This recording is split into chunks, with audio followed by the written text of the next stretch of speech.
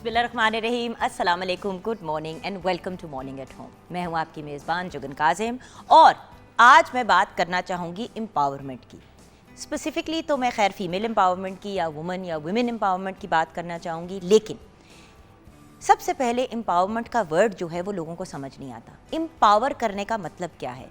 किसी को पावर देना, यानी कि किसी इंसान को इस लेवल पे सपोर्ट करना। जैसे कि अगर कोई इंसान मीडिया में काम करना चाहते हैं तो घर वाले ऐसे एम्पावर करते हैं कि उनको इनकरेज करते हैं कि उस फील्ड में तालीम भी हासिल करें, उनको सपोर्टिव एटीट्यूड घर पे देते हैं, उसके साथ साथ आसानियाँ पैदा करते हैं कि वो इंसान आगे बढ़ सके किसी भी फील्ड की। अगर हम बात करें, जब हम ये बात करते हैं तो वहाँ पे फिर बात आ जाती है फीमेल एम्पावरमेंट की।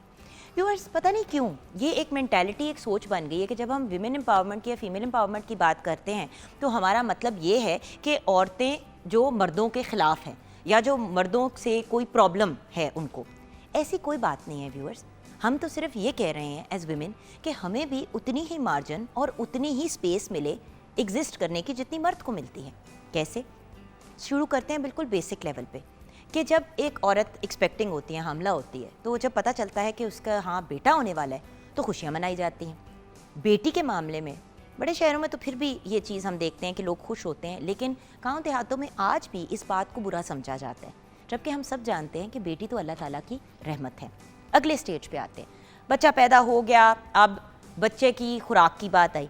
टेबल पे बेटा भी बैठा हुआ है, बेटी भी बैठी हुई है, बेटे को सबसे अच्छी बोटी निकाल के दी जा रही है, बेटे के खाने के ऊपर तवज्जो दी जा रही है, मेरा बेटा क्या खाएगा, मेरा बेटा क्या करेगा, मेरा लाडला, मेरी जान। और फिर बातें भी ऐसी की जाती हैं जिससे बहुत ज़्यादा ऐसा लगता है कि जी बेटे से बहुत ज़्यादा प्यार है, बेटी से कोई ख़ास प्यार नहीं है।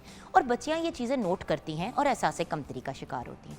तालीम की बात करें तो बेटे और बेटियों को स्कूल तो भेज देते हैं शुरू में, लेकिन बच्ची 5वीं 6ठी जमात में पहुंचती है तो उसको घर बिठा लेते हैं, या मैट्रिक के बाद कहते हैं कि बस इसकी शादी कर देते हैं, क्या फ़ायदा इसको मज़ीद और पढ़ाने का। व्यूअर्स, तालीम एक ऐसा ख़जाना है, एक ऐसा ट्रेजर है, एक ऐसी इन्वेस्टमेंट है जो आप अपने बेटे और बेटी, ट्रांसजेंडर जो भी आपके घर में औलाद है, उसको आपको देनी चाहिए। क्यों? क्योंकि उस तालीम के थ्रू वो बच्चा या बच्ची अपने फ्यूचर को सिक्योर कर सकती है। लेकिन हम क्या करते हैं? बच्चियों को निकाल लेते हैं। अगर पेरेंट्स सिर्फ एक बच्चे की यूनिवर्सिटी की फ़ीस अफोर्ड करते हैं तो बेटे को पढ़ाएंगे, चाहे वो बिल्कुल ही वो जो कहते हैं ना मैट्रिक फेल वाला बच्चा हो, किसी भी तरह जान पहचान करके उस बच्चे का दाखिला करा के उसको पढ़ा देंगे, उस बच्ची को घर बिठा देंगे जिसके ग्रेड्स भी अच्छे आ रहे हैं, जो एक हाई परफॉर्मर भी है स्कूल या कॉलेज के अंदर। अगेन क्यों? बिकॉज हमें ये ज़्यादा ज़रूरी लगता है कि बेटे को आगे लेके चलना है। उस बच्ची को भूल जाते हैं जो घर को भी साथ लेके चलेगी, अपनी ज़ात को भी उसने आगे लेके चलना है, अपने बच्चों की भी तरबियत करनी है। मैं ये नहीं कह रही कि बेटों को ना पढ़ाएं, मैं ये कह रही हूँ कि जहाँ बेटे को पढ़ा रहे हैं वहाँ बेटी को भी पढ़ाएं। अच्छा, फिर आगे बढ़ते हैं। जब ज़िंदगी आती है इस स्टेज पे जहाँ पे बच्चों ने अपने करियर्स को या काम शुरू करना होता है तो बेटी की तो फ़ौरन शादी कर दी जाती है कि भाई इसको तो बाहर करो ना, इसको ज़्यादा देर बिठाया तो इससे शादी कौन करेगा। व्यूअर्स, दुनिया कहाँ से कहाँ चली गई है। लोग 30, 35, 40 साल की उम्र पे शादियाँ करते हैं अपने काम, अपने करियर्स को बना के, जो ज़्यादा करियर ओरिएंटेड होते हैं। अब मैं ये भी नहीं कह रही कि 40-50 तक वेट करें, लेकिन अगर थोड़ा टाइम ज़्यादा भी हो जाता है आप लोगों की नज़र में तो अच्छे रिश्तों की कमी तब होती है जब हम बच्चियों को बंद करके घर में रखते हैं और उनका कोई एक्सपोजर नहीं करते। अगर उनको कोई काम, कॉलीग शॉलीग, कोई भी इस तरह का मामला हो जहाँ पे कोई पसंद की बात हो तो हमें फिर वहाँ पे उनका रिश्ता कर देना चाहिए। बात है, बेटे की पसंद की शादी फिर भी कबूल है, लेकिन बेटी की पसंद की शादी नहीं कबूल। ये भी एक बहुत बड़ा इशू है। जबकि पसंद की और आपकी मर्जी से शादी करने की तो हमें इजाज़त है। अच्छा, आगे बढ़ते हैं। बच्ची की शादी कर दी, उसको अपने घर का कर दिया, लड़का जो है उसको काम शाम पे लगा दिया।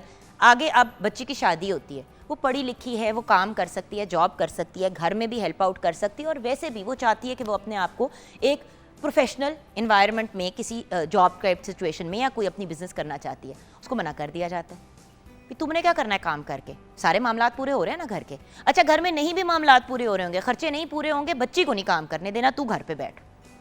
और मर्द को प्रेशर और पुश किया जाएगा कि तुम ही काम करोगे और तुम ही मैनेज करोगे। आगे बढ़ते हैं, बच्चे होने शुरू हो जाते हैं। बच्चों में भी औरत ने ही सिर्फ बच्चे को संभालना है, मियाँ ने नहीं संभालना। घर की जिम्मेदारी तो औरत पे ही है, दुनिया कुछ भी हो जाए। मुझे एक बात बताएं व्यूअर्स, हर स्टेज पे औरत ने कॉम्प्रोमाइज़ करना है। पहले उसके बाप का घर, फिर उसके शौहर का घर, उसके बाद उसके बेटे का घर। जाएं तो कहाँ जाएं? और कहीं पे इसलिए भी नहीं जा सकते बिकॉज इतना एम्पावर ही नहीं किया जाता, जॉब्स नहीं करने दी जाती, तालीम नहीं हासिल करने देते। अब बहुत सी ऐसी ख़वातीन हैं जो शादियों के बाद भी जिन्होंने अपनी तालीम को मुकम्मल किया और काम किया, हस्बैंड सपोर्टिव थे तो मामला बन गया। अच्छा, हस्बैंड सपोर्टिव है तो ससुराल सपोर्टिव नहीं है, ससुराल सपोर्टिव है तो ससुराल के आगे से जो रिश्तेदार हैं उनको बड़ा मसला है। आए हाय ਤੁਹਾਡੀ बहू नौकरी करेगी, लोग क्या कहेंगे। ओ भाई, लोग हमारे फीस, हमारे बिल्स, हमारे बच्चों की फीसें, हमारी रोजी रोटी हमें कमा के तो नहीं देते ना, वो तो हमने खुद ही करना होता है।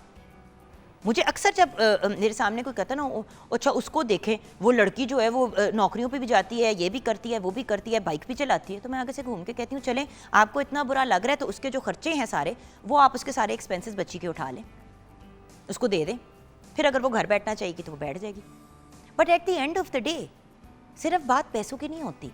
अगर आपका दिल चाहता है काम करने का, जॉब करने का, या अपनी कोई बिजनेस करने का, या अपने आप को ग्रो करने का एज ए ह्यूमन बीइंग, तो आपको मना क्यों किया जाता है? और ये जो इजाज़त का कॉन्सेप्ट है ना व्यूअर्स, ये मुझे इतना स्ट्रेंज लगता है। मैं बताती हूँ क्यों। देखिए, इजाज़त लेके एक दूसरे से कुछ काम करना बिल्कुल अंडरस्टूड बात है, लेकिन मैं मीडिया में ऑलरेडी काम करती थी। मेरी जब फैसल से मुलाकात हुई, हमारे रिश्ते की बात हुई और फिर हमारी शादी हो गई, ये विदिन 6 मंथ्स ये सारा मामला हुआ था। तो जब फैसल से मेरी शादी हुई तो बहुत से अखबारों ने और डिफरेंट मैगजीन ने छापना शुरू कर दिया कि Jugan Kazim has quit the media, कि जुगन काजिम ने मीडिया छोड़ दिया। फिर 1-2 लोगों की मुझे कॉल भी आई, तो मैंने कहा मैंने कब मीडिया छोड़ा है? नहीं, तुम्हारी शादी हो गई है ना। तो मैंने यही कहा कि मतलब ज़रा हार्श ही बात है, मैंने कहा मेरी शादी हुई है, मैं फौत तो नहीं हो गई, मतलब ये क्या बात हुई? नहीं, तुम्हारे हस्बैंड तुम्हें अलाउ करेंगे। मैंने कहा उन्होंने शादी ही एक मीडिया में काम करने वाली खातून से की है तो वो माइंड क्यों करेंगे। और मैं आपको ऑनेस्टली व्यूअर्स, ये बड़ी वो जो कहते हैं ना ऑनेस्टी के साथ ये बात बता रही हूँ कि मैंने फैसल से कभी पूछा ही नहीं कि मैं ये काम कंटिन्यू करूँ, और उन्होंने भी कभी नहीं कहा कि ये काम ना करो, क्योंकि एक अंडरस्टूड सी बात थी कि एक वर्किंग लेडी से शादी की है तो उसके साथ जो चीज़ें होती हैं वो आती हैं। ऑब्वियसली शादी के बाद आपको बहुत चीज़ें मैनेज करनी पड़ती हैं, बच्चों के मामला आता है, घर के मामला आता है, 100 चीज़ें होती हैं, वो अपनी जगह ठीक है और वो आपने देखनी है। मैं ये नहीं कह रही कि एम्पावर होने का मतलब है कि घर भी छोड़ दो, बच्चे भी छोड़ दो, हर किसी को रुलने के लिए छोड़ दो, बिल्कुल भी नहीं। लेकिन अगले को इतना कॉन्फिडेंस तो दो और इतने टूल्स तो दो कि वो अपनी ज़िंदगी में कुछ कर सके। और ये जो तरबियत की हम अक्सर बात करते हैं, और मैं अक्सर कहती हूँ कि तरबियत तरबियत तरबियत और फिर तालीम, लेकिन इसका ये मतलब नहीं है कि आप बच्चियों की बस तरबियत ही करते रहें कि तुमने झाड़ू पोछा लगाना है, तुमने भाई का ख्याल रखना है, तुमने अब्बू के लिए सारी चीज़ें मैनेज करनी है। मतलब अगर टेबल पे खाना खाना है तो खाना भी तुम गर्म करके लाओ, रोटियां भी तुम पकाओ, तुम ही। भाई बेटा, एक सिंपल सा सवाल है, बेटा रोटी क्यों नहीं बना सकता? क्या उसकी इज्जत कम हो जाएगी? अब वही बेटा अगर पाकिस्तान से बाहर कहीं काम कर रहा होगा तो वो रोटी भी बनाएगा, वो चावल भी बनाएगा, वो खाना भी पकाएगा, वो हांडिया भी पकाएगा, क्योंकि वहाँ पे अगर वो अकेला रह रहा होगा तो उसको मैनेज करना पड़ेगा। और अगर वेस्ट में उसकी अगर वहीं की किसी खातून से शादी हो जाती है तो आपको भी पता है और मुझे भी पता है, वो खवातीन यही कहती हैं कि आप भी उतना जितना मैं कर रही हूँ उतना तुम करो। एक दिन अगर मैंने बच्चा संभाला, दूसरे दिन तुम संभालो। अगर मैंने पिछली बार ग्रोसरी खरीदी है तो तुम फिर आप इस बार ग्रोसरी खरीदो। व्यूअर्स, इन चीज़ों में हमारी इज्जत क्यों कम हो जाती है? हम दफ्तरों में 1000 काम करने के लिए तैयार होते हैं, ऐसे भी काम करते हैं जिनके साथ शायद हम अग्री नहीं करते। हम बॉस से डांट खा लेंगे, बेइज्जती करा लेंगे, सब कर लेंगे, लेकिन घर के एनवायरनमेंट में हम किसी के लिए भी आसानी नहीं पैदा करेंगे और हर छोटी चीज़ को माइंड कर जाते हैं। सो व्यूअर्स, अल्टीमेटली आज हम बात करेंगे 3 बहुत ही एम्पावर्ड खवातीन के साथ एम्पावरमेंट पे ही, और स्पेशली खवातीन की एम्पावरमेंट पे। व्यूअर्स, अगर हम एक दूसरे की अवाम होने के नाते, फैमिली मेम्बर्स होने के नाते, मियाँ बीवी होने के नाते सपोर्ट नहीं करेंगे तो आगे कैसे बढ़ेंगे? किसी भी इंसान की व्यूअर्स आप सक्सेस स्टोरी सुनेंगे ना, उनका सपोर्ट सिस्टम नहीं आप इग्नोर कर सकते। सो आज फीमेल एम्पावरमेंट पे, विमेन एम्पावरमेंट पे बात करेंगे, बल्कि हमारे साथ एक एम्पावर्ड यंग लेडी भी हैं, उनकी भी कहानी हम सुनते हैं। 042992000648 पे कॉल कर सकते हैं। मॉर्निंग एट होम हमारा फेसबुक का पेज है। शेफ कोमल मलिक हमारे साथ हैं। अस्सलाम वालेकुम। वालेकुम अस्सलाम, कैसी हैं आप? बिल्कुल ठीक। कोमल, ये बताइए कि हम बात कर रहे हैं विमेन एम्पावरमेंट की, आप क्या कहना चाहोगी? आप आर्टिस्ट भी हो माशाल्लाह, you are a chef also. नहीं, मुझे लगता है कि काम करना चाहिए लड़कियों को भी, और इसमें कोई रोक टोक नहीं होनी चाहिए। लेकिन जैसे अभी आप बात कर रही थी कि जेंट्स की कि बाहर चले जाते हैं तो सब करते हैं, तो मैं अपनी मदर को भी कहती हूँ और मैं ये कहती हूँ कि होना चाहिए कि आप अपने बेटों को भी काम करवाओ, उनको भी आना चाहिए। कल को जब माएँ या बीवियाँ नहीं रहती हैं, इन केस अल्लाह ना करे, तो वो उन घराने क्यों डूबते हैं? सिर्फ इसी वजह से कि माएँ अपने बेटों को आगे रखती हैं, बेटियों को सब सिखा देती हैं। भाई मेरे हमारे रिलेटिव्स में ना अंकल हैं, वो हस्बैंड वाइफ साथ रहते थे, उनके बच्चे बाहर रहते हैं सबके, उनके वीज़ा उन्होंने कभी अपनी इमिग्रेशन वगैरह वीज़े वो करवाई ही नहीं कभी। वो कहते थे कि भाई हमें मिलना है, हमारे बच्चों ने पाकिस्तान लाहौर आके मतलब हमें मिले। उनकी वाइफ की डेथ हो गई कैंसर से, मतलब वो अभी उनकी आई थिंक अंकल की एज शायद 62-63 है, उनकी वाइफ की डेथ हो गई। अच्छा, वो दोनों एक ही यूनिट, उन्होंने कभी कोई ख़ास स्टाफ भी घर में नहीं रखा, खुद ही करती थी आंटी सारा कुछ।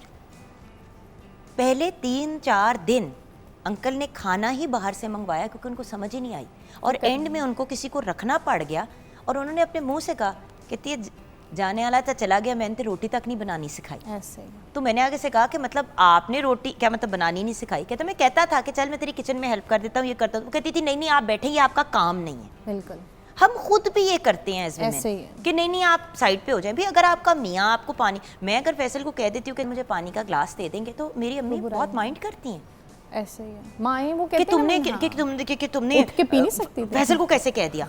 मैंने कहा मामा पानी का ग्लास मांगे मैं किसी काम के, मुझे आज भी याद है 10 सालों में एक दफा शायद मैंने मामा के सामने पानी का ग्लास मांगा अपने मियाँ से, मामा माइंड कर गई। ऐसे ही है। तो मैंने कहा मामा अगर मैं ला सकती हूँ तो अगर वो लें, बहुत उन्होंने बुरा मनाया, उनको आज भी ये बात बुरी बिल्कुल मैंने बताया कि मेरे साथ भी इन केस इस तरह हुआ था। मेरी फैमिली में बिग डेथ हुई थी, और मेरे मामू की जब मिसेस की डेथ हुई तो जनाजे वाले दिन वो मुझे पूछ रहे थे कि मेरी सॉक्स किस कब मतलब के ड्रॉर में है।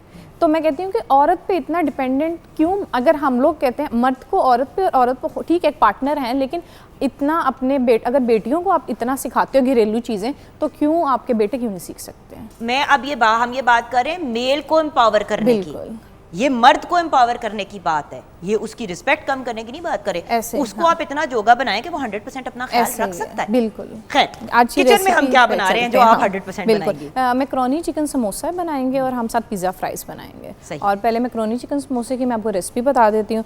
समोसा पट्टी हस्बे ज़रूरत, मुर्गी का गोश्त 250 ग्राम, मैक्रोनी 200 ग्राम, तेल 2 खाने के चम्मच, कुटा धनिया 1 खाने का चम्मच, ज़ीरा 1 खाने का चम्मच, नमक हस्बे जायका, गरम मसाला 1/4 चाय का चम्मच, सुर्ख मिर्च 2 खाने के चम्मच, टमाटर 2 खाने के चम्मच, शिमला मिर्च 2 खाने के चम्मच, हरी मिर्च 3 खाने के चम्मच और बंद गोभी 1 कप।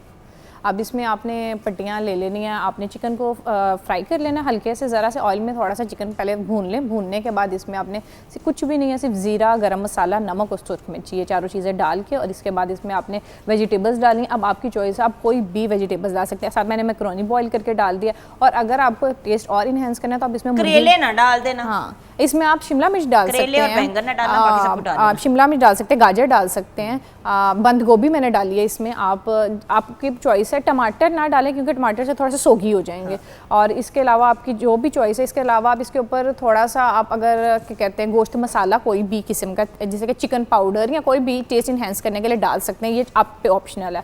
और इसकी बाइंडिंग करके इसको फ्राई कर लें। और उसके बाद अब मैं पिज़्ज़ा फ्राइज़ की रेसिपी बता देती हूँ आपको। पिज़्ज़ा फ्राइज़ के लिए चाहिए French fries 3 cup, pizza sauce आधा कप, जैतून 4 खाने के चम्मच, मशरूम 4 खाने के चम्मच, शिमला मिर्च 4 खाने के चम्मच, जैलोपिनो 4 खाने के चम्मच, मोज़रेला चीज़ हस्बे ज़रूरत, चेडर चीज़ हस्बे ज़रूरत, और दादरी मिर्च आपको 1/2 चाय के चम्मच। अब इसमें आप ये करेंगे कि आप चिप्स को फ्राई कर लेंगे। मैंने आपको चिप्स का पहले भी बताया कि हाफ़ फ्राई डन करके अगर करेंगे तो वो ज़्यादा अच्छी बनेगी क्योंकि सोगी नहीं होगी। हाँ, हल्का सा मैदा लगा के थोड़ा सा हाफ़ फ्राई करके फ्रीज़र में रख दे, 2-3 घंटे के स्टे के बाद दोबारा फ्राई करेंगे तो वो बिल्कुल जैसे बाहर के ब्रांड्स के चिप्स होते हैं वैसे ही बनेगी।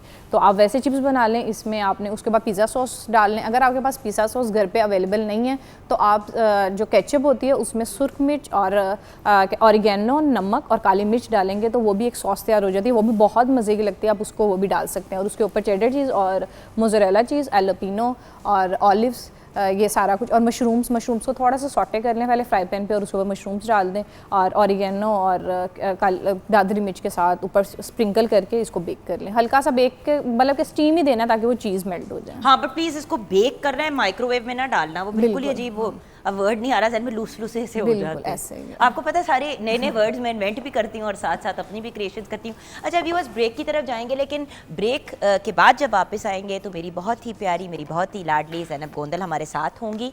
और आज मैंने बड़ा उसको मुश्किल टास्क दिया। मैंने कहा भाई ज़ैनब मुझे बताओ कि चाय वर्सेस कॉफ़ी बेहतर क्या है, यानी कि दोनों के बेनिफिट्स बताओ। देखें, बहुत से लोग चाय कॉफ़ी दोनों पीते हैं, तो आपको पता होना चाहिए कि दोनों के क्या बेनिफिट्स और नुकसान है। दूसरी चीज़, जूसेस, डब्बे के जूस बहुत इजीली अवेलेबल होते हैं, हम सब अपने बच्चों को देते हैं, लेकिन उसके बरक्स जो फ्रेश जूसेस होते हैं उनके क्या बेनिफिट्स होते हैं, इस पे भी हम बात करेंगे। और अल्टीमेटली हेल्थ के पॉइंट ऑफ व्यू से सबसे ज़्यादा इंपॉर्टेंट चीज़ें क्या हैं।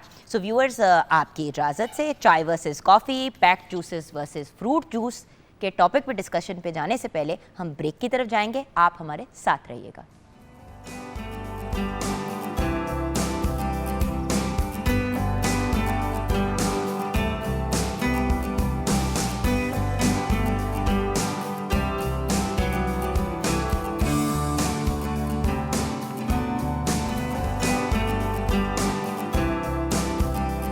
Welcome back from the break, viewers. The lovely Zainab Gondal is with us. Assalamu alaikum, Zainab. वालेकुम अस्सलाम। अच्छा Zainab, यस, अभी मैं कॉफ़ी पी रही हूँ, कभी मैं चाय पीती हूँ, और ऑनेस्टली मैं आज कॉफ़ी पीते हुए ही मैंने सोचा कि आज मैं ज़रा तो मैं गूगल ही फेंकूंगी, मैं ज़रा अपनी मर्जी का आज आपसे सवाल पूछूंगी। ज़रूर। आप यूजुअली स्पेसिफिक चीज़ों पे बात करते हैं, मैं जानना चाहती हूँ दिस वर्सेस दिस। दो चीज़ें हैं जो मैं बहुत ज़्यादा नोट कर रही हूँ आजकल। लोग चाय या कॉफ़ी या दोनों चीज़ें पी रहे होते हैं, या फिर डब्बे के जूस पी रहे होते हैं, या फ्रेश जूसेस पे बहुत ज़्यादा रुझान है। तो मैं चाहूँगी कि हम इन दोनों चीज़ों पे सेपरेटली बात करें। चाय वर्सेस कॉफ़ी, क्या कहेंगी आप? सबसे पहले तो मैं ये कहूँगी कि चाय और कॉफ़ी, मतलब नुकसान और फ़ायदे दोनों के बताएं, पहले फ़ायदे बताएं दोनों के। बिल्कुल ठीक है। चाय और कॉफ़ी दोनों ही बहुत अच्छी और फ़ायदेमंद चीज़ है।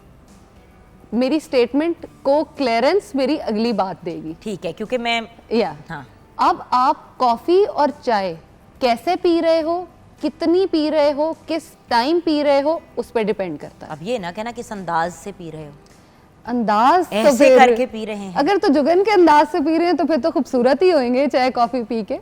अच्छा, अब बात ये है कि अगर आप, पहले मैं कॉफ़ी के फ़ायदे बता देती हूँ कि क्या है। अगर आपने वेट लॉस करना है, कैंसर से बचना है, अपने आप में एंटीऑक्सीडेंट्स बॉडी में प्रोड्यूस करने हैं, इवन लोग कहते हैं ब्लड प्रेशर शुगर को रेज करती है, नॉट एट ऑल। कॉफ़ी आपके ब्लड प्रेशर और शुगर को नॉर्मलाइज करती है, आपके ब्लड को क्लीन करती है, बेस्ट डिटॉक्सिफायर है आपकी बॉडी का। शर्त ये है कि उसमें चीनी ना डाले ना। हाँ, कॉफ़ी बनाने का तरीका वो भी मैं बता देती हूँ। कॉफ़ी बनाने सही तरह कॉफ़ी बनाने का तरीका, बिल्कुल सिंपल कॉफ़ी बनाने का तरीका ये है कि आप एक कप लें, उसके अंदर आधा कप पानी डालें, और अगर आपने पहले कभी कॉफ़ी ट्राई नहीं की तो आप एक पिंच से शुरू करें और आधी चम्मच तक उसमें कॉफ़ी डालें, मिक्स करें, पी लें। किसी दूध, चीनी, वाइटनर्स, किसी चीज़ की आपको ज़रूरत नहीं है अगर तो आपने कॉफ़ी के फ़ायदे लेने हैं तो। और देखिए कॉफ़ी एक एनर्जाइजर है ना, आपको जगा देती है। मेरे हस्बैंड फॉर एग्जांपल हर रोज़ सुबह कॉफ़ी, ब्लैक कॉफ़ी का एक मग पीते हैं। मैं अक्सर कहती हूँ हाय जहर जैसी कॉफ़ी पी रहे हो। बहुत मज़ा आता है काली कॉफ़ी पी के। मुझे बहुत पसंद है। नहीं, आपको पसंद है, फैसल को पसंद है, मुझे नहीं पसंद। बट वही वाली चीज़ है जिस पे मैं आऊँगी अभी। बट कॉफ़ी को अगर आप सही तरह से पियेंगे तो अब इसका ये मतलब भी नहीं है कि आप 6 कप कॉफ़ी दिन के पिएं, बिल्कुल, वो भी एक एक्सट्रीम है। अच्छा, चाय की तरफ आते हैं। चाय की अगर हम बात करें तो चाय के इकसाम पहले बात कर लेते हैं। एक होती है हमारी ब्लैक टी, एक होती है हमारी ग्रीन टी। दोनों को हम डिफरेंट लेके चलेंगे। पहले दोनों के फ़ायदे बता देती हूँ। ये भी एंटीऑक्सीडेंट्स होते हैं, आपके वज़न को कम करते हैं और आपको एनर्जाइज करने में, एक्टिव करने में बॉडी में चाय और ग्रीन टी बहुत ज़्यादा रोल प्ले करती है। लेकिन कैसे बनाई जा रही है? अगर आप सिर्फ चाय पी के, काली चाय पी के या व्हाटएवर, चाय को पी के आपने पराठे भी खाने हैं, नहीं। हलीमे भी खानी है। अच्छा, बहुत ज़्यादा लोग ये करते हैं, फलां खा लिया, अच्छा तुम ग्रीन टी पी लो ऊपर से। हाँ, अच्छा, लोगों को बेचारी लगता क्या है करेगी ग्रीन टी? कि ग्रीन टी से वजन कम होता है। ग्रीन टी से डायरेक्टली वजन कम कभी भी नहीं होता। ग्रीन टी से वजन कम तब होता है जब आप अपनी डाइट को कंट्रोल करो। डाइट को कंट्रोल करने के साथ साथ आप सिर्फ एक एनर्जी बूस्टर दे रहे हो मेटाबॉलिज्म को बूस्ट अप करने के लिए, तो आपके लिए ग्रीन टी इफेक्टिव है। लेकिन अगर आप कहो आपने 2 पराठे खाए उसके बाद आपने ग्रीन टी पी ली, तो यकीन करें वो बेचारी रो रही होगी मेरे साथ हुआ क्या है। वो आपकी बॉडी में जाके भी कोई काम एज सच नहीं करेगी। लेकिन अगर हम बात कर रहे हैं, अच्छा मैं आपको एक मज़े की एग्जांपल देती हूँ। मेरे पास बहुत सारे पेशेंट्स आते हैं जो आके ये बात कहते हैं, हम तो डॉक्टर साहिबा कुछ नहीं खाते फिर भी हम मोटे हैं। पहली बात, आई नो दुनिया में ऐसा कोई बंदा नहीं है जो कुछ ना खाए और मोटा हो जाए। हाँ, ये ज़रूर होता है कि आपका वेट स्टक ज़रूर हो जाता है क्योंकि आपका मेटाबॉलिज्म स्लो हो जाता है। लेकिन बीइंग अ न्यूट्रिशनिस्ट, जब आप आगे बैठे होते हो तो आप उनको डिनाई नहीं कर सकते हो कि वो क्या कह रहे हैं, झूठ बोल रहे हैं, बट देखो ना ज़ैनब, लोग ऐसे भी तो करते हैं ना, बहुत से ऐसे लोग हैं जिन्होंने बड़ी यंग एज पे, अब मेरी अम्मी की जनरेशन और उसके बाद की जनरेशन, अरे मैं भी जब टीन्स में होती थी तो ये वाली बात बड़ी कॉमन होती थी कि भाई ब्लैक चने, मतलब काले चने जो वो ड्राई वाले होते हैं जिनके साथ चीनी भी अक्सर होते, वो काले चने और ब्लैक कॉफ़ी, आप बस यही खाएं पिएं, उसके अलावा एक टाइम आपने खाना खा लिया, बस एक टाइम खाना खाएं और बाकी आप काली कॉफ़ी और काले चने पिएं। मैदा ना सड़ गया तो फिर। अच्छा, काली कॉफ़ी का नुकसान भी अब बता देते हैं। पहले पिछली बात पूरी कर लूं, फिर नुकसान बताती हूं। पिछली बात ये है कि जब उनसे मैं पूछती हूँ कि आप क्या खाते हैं, किस तरह, यकीन करें जुगन आपी, पूरे दिन में 15-15 कप चाय के निकलते हैं उनकी डाइट में से। मैं बताऊं जो आपने मुझे बात बताई थी जब हमने शुरू में काम करना शुरू किया था, व्यूअर्स, इस कॉफ़ी के अंदर दूध भी है और थोड़ी सी चीनी भी है। ये एक मुकम्मल मील है, क्योंकि आपने इसमें दूध भी डाल दिया है, इसके अंदर आपने चीनी भी डाल दी है, तो ये एक मुकम्मल मील, यानी कि आपने अगर नाश्ता भी करना है, साथ में ये भी पीना है, उसके बाद खाना भी खाना है, उसके साथ फिर आपने चाय पीनी है, फिर आपने रात को खाना खा के उसके बाद भी बहुत से लोग चाय प्रॉपर दूध वाली, और फिर टी टाइम पे भी चाय पीनी है, तो भाई आप 4 एक्स्ट्रा मील्स ले रहे हैं अपने नॉर्मल खाने के साथ, राइट के रॉन्ग? बिल्कुल, चाहे चाय हो जाए और कॉफ़ी हो जाए, ऐसे ही। और दूध पत्ती तो आप सोचे कि आपने पूरा नाश्ता कर लिया। बिल्कुल, ये बात ऐसे है कि पूरा एक प्रॉपर मील आपने खा लिया। अच्छा, 20 कप या 15 कप चाय पी के, भाई 10-15 छोड़ दो, चलो बहुत ही कम 10-15 पीते हैं कप, पर चलो 6 कप भी पीना, जो कुछ लोगों के लिए बड़ी मैक्सिमम चाय और कॉफ़ी जो कोई भी इंसान पी सकता है दिन में 2 कप, बहुत ज़्यादा है। इससे ज़्यादा चाय कॉफ़ी आपको इस्तेमाल नहीं करनी चाहिए। अच्छा, मैं इसका एक ऑप्शन आपसे पूछती हूँ। जी। चाय का जैसे एक मग है, आपने अगर आधा आधा करके 4 टाइम पी लिया, अब देखिए, डिपेंड ये करता है कि वो 4 टाइम में आपने उसमें दूध कितना डाला है, आपने उसमें कॉफ़ी और चाय कितनी इस्तेमाल की है। जैसे वेट लॉस के लिए हम चाय जब बताते हैं तो मैं ये रिकमेंड करती हूँ कि पूरा जो भी कप का आपका साइज़ है, जितना भी आप उसमें ले रहे हैं, उसमें सिर्फ 1/4 कप जो है वो मिल्क का होगा, 1/4 का। बिल्कुल। लेकिन अगर आप कह रही हैं, अगर ये मग है, ये काफ़ी बड़ा है बाय द वे, ये 2 कप चाय है, बिल्कुल, या कॉफ़ी है, Yes. ये याद रखिएगा। इतना बड़ा कप जो है वो सिर्फ आप उसको, जस्ट बिकॉज आपका भांडा भरा हो गया, इसका ये मतलब नहीं है कि वो साइज़ उतना ही, आपने उसमें इतना सा दूध डालना है मैक्सिमम, बिल्कुल। ये आपका है। अगर आप कह रही हैं कि उसी को 2 टाइम डिवाइड करना है तो वो 1/4 यानी 1/2 उसको हाफ कर लें, वो 2 कप्स में जाएगी तो ठीक है। नहीं, मेरा पॉइंट ये था कि जैसे कि ये मग है, तो अगर मैं इतने 3 कप पी लूँ चाय के, या 4 पी लूँ, क्योंकि होता पता है क्या है, ठीक है। जिन लोगों को आदत होती है ना चाय पीने की, उनको हम क्वांटिटी एक टाइम की कम करने का बता सकते हैं। हाँ। लेकिन मैं ऐसे लोगों को जानती हूँ जो सुबह अगर चाय ना पिए, नाश्ते लंच के बाद चाय ना पिए और अपनी शाम की चाय ना पिए, तो उनका दिन कंप्लीट नहीं होता, उनका मूड ऑफ हो जाता है। हाँ, दैट इज ट्रू। क्योंकि जो कैफीन होती है ना, वो आपको अपनी आदत डालती है, और कैफीन जितनी बुरी एडिक्शन जो है वो दुनिया में कोई नहीं है। आप सब कुछ छोड़ सकते हैं, लेकिन चाय कॉफ़ी कैफीन की एडिक्शन आप नहीं छोड़ सकते।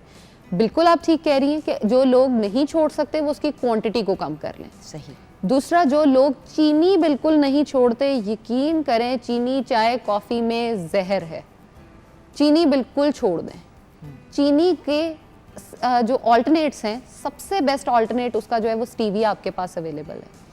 स्टीविया प्लांट बहुत बेहतरीन है, और ये स्टीविया ब्रांड का नाम नहीं, स्टीविया इन जनरल एक पौधा है, और उसके वेरियस डिफरेंट नाम से अवेलेबल होता है मार्केट में, बट स्टीविया अगर आप ले लें तो ये एक बहुत बेहतरीन ऑप्शन है। जैसे अक्सर लोग मुझे का पूछते हैं, है ना, हाँ। स्टीविया की उर्दू क्या है? भाई, स्टीविया की कोई उर्दू नहीं है। जैसे एवोकाडोस की कोई उर्दू नहीं है, ऐसे स्टीविया की भी कोई उर्दू नहीं है। हाँ। तो स्टीविया को आप एज इट इज ही यूज करो। और लोकल ब्रांड्स भी अब बनाना शुरू हो गए हैं। पहले तो सिर्फ बाहर के आते थे, तो एक डब्बा जो है 4-5 हज़ार का होता था, अब आपको एक बिल्कुल अच्छी अमाउंट में मिल जाता है, तो आप उसको यूज करें। और मैं आपको एक क्लियर बात बताऊं, जो चीनी के नाम पे हमें बहुत सारे ब्रांड्स मिल जाते हैं कि ये जी आर्टिफिशियल स्वीटनर्स हैं, ये वो, उनको छोड़ दें। आपकी बॉडी में जहर से भी बुरा काम वो अदा करते हैं, उससे बेहतर है आप चीनी इस्तेमाल करें। अच्छा, अब ये बताइए कि जब हम इन दोनों ड्रिंक्स की बात करते हैं, अगर आपसे कोई पूछे कि एक चूज़ करें, तो आप कौन सी चूज़ करेंगे जिसके फ़ायदे ज़्यादा हैं? कॉफ़ी के बहुत ज़्यादा फ़ायदे हैं। कॉफ़ी के ज़्यादा फायदे जी, अब तो आप लेकिन- बाय द वे देखें कॉफ़ी के फेशियल्स भी होते हैं, कॉफ़ी स्क्रब बड़ा अच्छा बनता है। बिल्कुल, लेकिन उस पे आप अक्सर बताती हैं लोगों को कि उतना ना रगड़ें कि फेस का कोई फेस जो हाल है वो ना हाथ में आ छोड़े। जाए। कॉफ़ी स्क्रब बनाना बहुत ही आसान है व्यूअर्स, और by the way face and neck से ज़्यादा ये आपके हाथों, पाँव, नीज, एल्बोज, उसके लिए बड़ा यूजफुल है। डी-टैन करने के लिए डी बहुत टैन करने के लिए आपने कॉफ़ी ली, एक आपने टेबलस्पून कॉफ़ी का ले लिया, आपने उसी के साथ 1 टेबलस्पून आपने चीनी का डाल दिया, ठीक है, नॉर्मल सफ़ेद चीनी, क्योंकि आपने खानी नहीं है। इसके अंदर आपने थोड़ी सी अगर ग्लिसरीन डालनी है तो डाल दें, और उसके साथ आप उसके अंदर कोई भी ऑयल डाल दें, कोकोनट डाल दें, अपना ऑलिव ऑयल डाल दें, कोई भी ऑयल डाल दें, इतना कि वो मतलब सेमी लिक्विड फॉर्म में आ जाए, ठीक है ना, यानी कि हाफ लिक्विड हाफ सॉलिड हो जाए। उसको आपने लेके ना, जैसे कि आपकी नीज़ है उसके ऊपर अच्छी तरीके से रगड़ना नहीं है, जैसे हवा में हाथ चलता है वैसे करके आपने ऐसे करना है। और ये आप अपनी नीज़ पे कर सकते हैं, एल्बोज पे कर सकते हैं।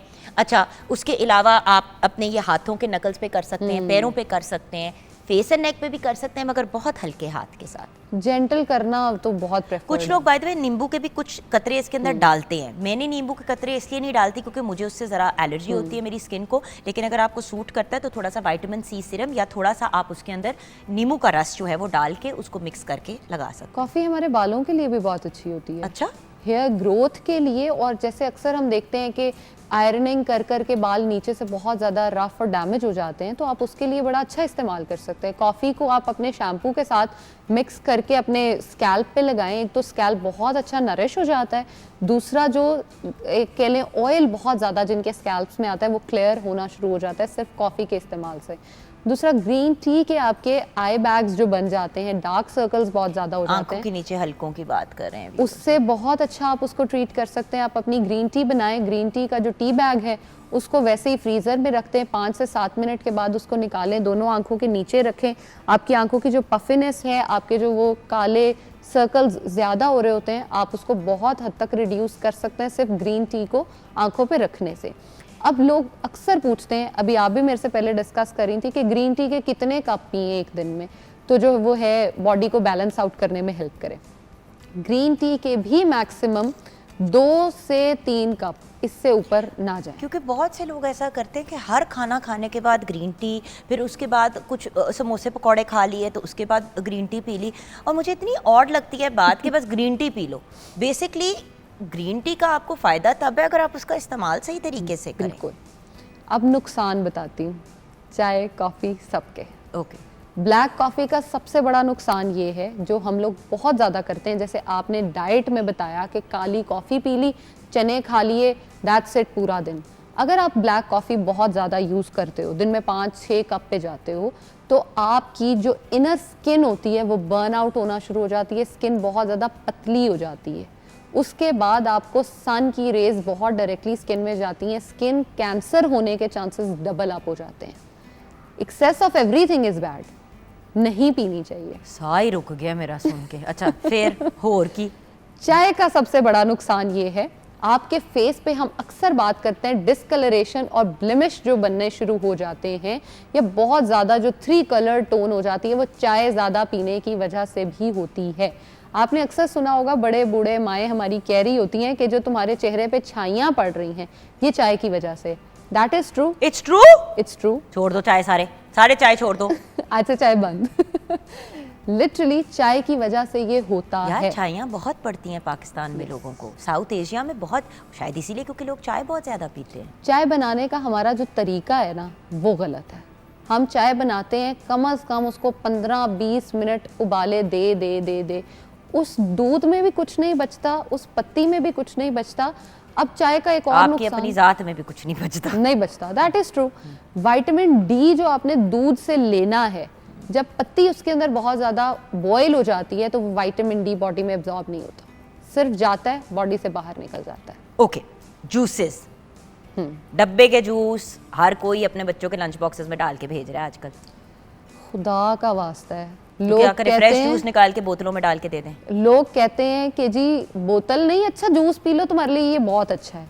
भाई जूस बहुत नुकसानदेह है। आप सिंपल ये देखो, आम का जूस आप निकालो, कितनी देर वो ठीक रह सकता है, और ये जो डब्बे में मिलता है इसकी 2-2, 3-3 साल की एक्सपायरी होती है, तो कैसे वो ठीक रह सकता है। एक आम इंसान ले मैन के लिए मैंने ये बात की है कि उसको ये पता तो हो, वो सोचे तो सही कि यार असल कैसे में रहता उनको है। लगता है कि हमने जूस का डब्बा एक पिला दिया तो चलो फल खा लिया बच्चे ने। हाय अल्लाह, ऐसा नहीं मेरी है। चीनी पानी और उसके अंदर एसेंस होता है, मैंगो तो उसके करीब से भी नहीं गुजरता। जिस फैक्ट्री में मैंगो जूस बनता है डब्बे वाला, उसमें एक आम नहीं जाता। और अच्छा, फ्रेश जूसेस की अगर बात करें, वैसे तो मैं जूसेस के बहुत अगेंस्ट चलती हूँ, मैं फ्रेश तो के बहुत भी। खिलाफ हूँ। लेकिन अगर आप कंपेयर कर रहे हो डब्बे वाला जूस, सादा जूस, तो जाहिर है फ्रेश जूस इज बेटर। लेकिन फ्रेश जूस से भी बेहतर जो है वो है फ्रेश उसकी स्मूदी, और जो उससे भी बेहतर है एक्चुअल फ्रूट को खाना। खाना। Yes. अब इन स्टेप से गुजरते हैं अगर आप इजाज़त है। एक तो हमने बात की कि भाई डब्बे को जूस हमने नहीं इस्तेमाल करना। बिल्कुल। गेस्ट को भी जो आप अपनी तरफ से बड़ी अच्छी हाई ट्रीटमेंट दे रहे होते हैं इस तरह करके जूस का डब्बा दे के, तो उससे 1000 गुना बेहतर ये है कि आप घर पे फ्रेश नींबू पानी बना लें, बिल्कुल। लस्सी बना लें, फालसा इन सीजन आता है वो बना लें, फालसे का मतलब स्ट्रॉबेरी जो का जिस बना चीज़ लें। का सीज़न है उस हिसाब का कोई चीज़ बनाएं। जब आप डब्बे का जूस देते हैं ना तो आप किसी को फ़ायदा नहीं कर रहे हो तो नुकसान करते हैं। आ जाते हैं फ्रेश जूसेस की तरफ। फ्रेश जूसेस में जब आप उसको वो जूसर से निकालते हैं तो वो ज़्यादा देर रह नहीं सकता, क्योंकि जैसे कि आपने भी बताया था कि जैसे ही जूस निकाले 10-15 मिनट के अंदर उसको पी लें, बिल्कुल। वरना उसमें बैक्टीरिया बनना शुरू हो जाता है और ऐसे उसका ही। फ़ायदा भी कम होना शुरू हो जाता है।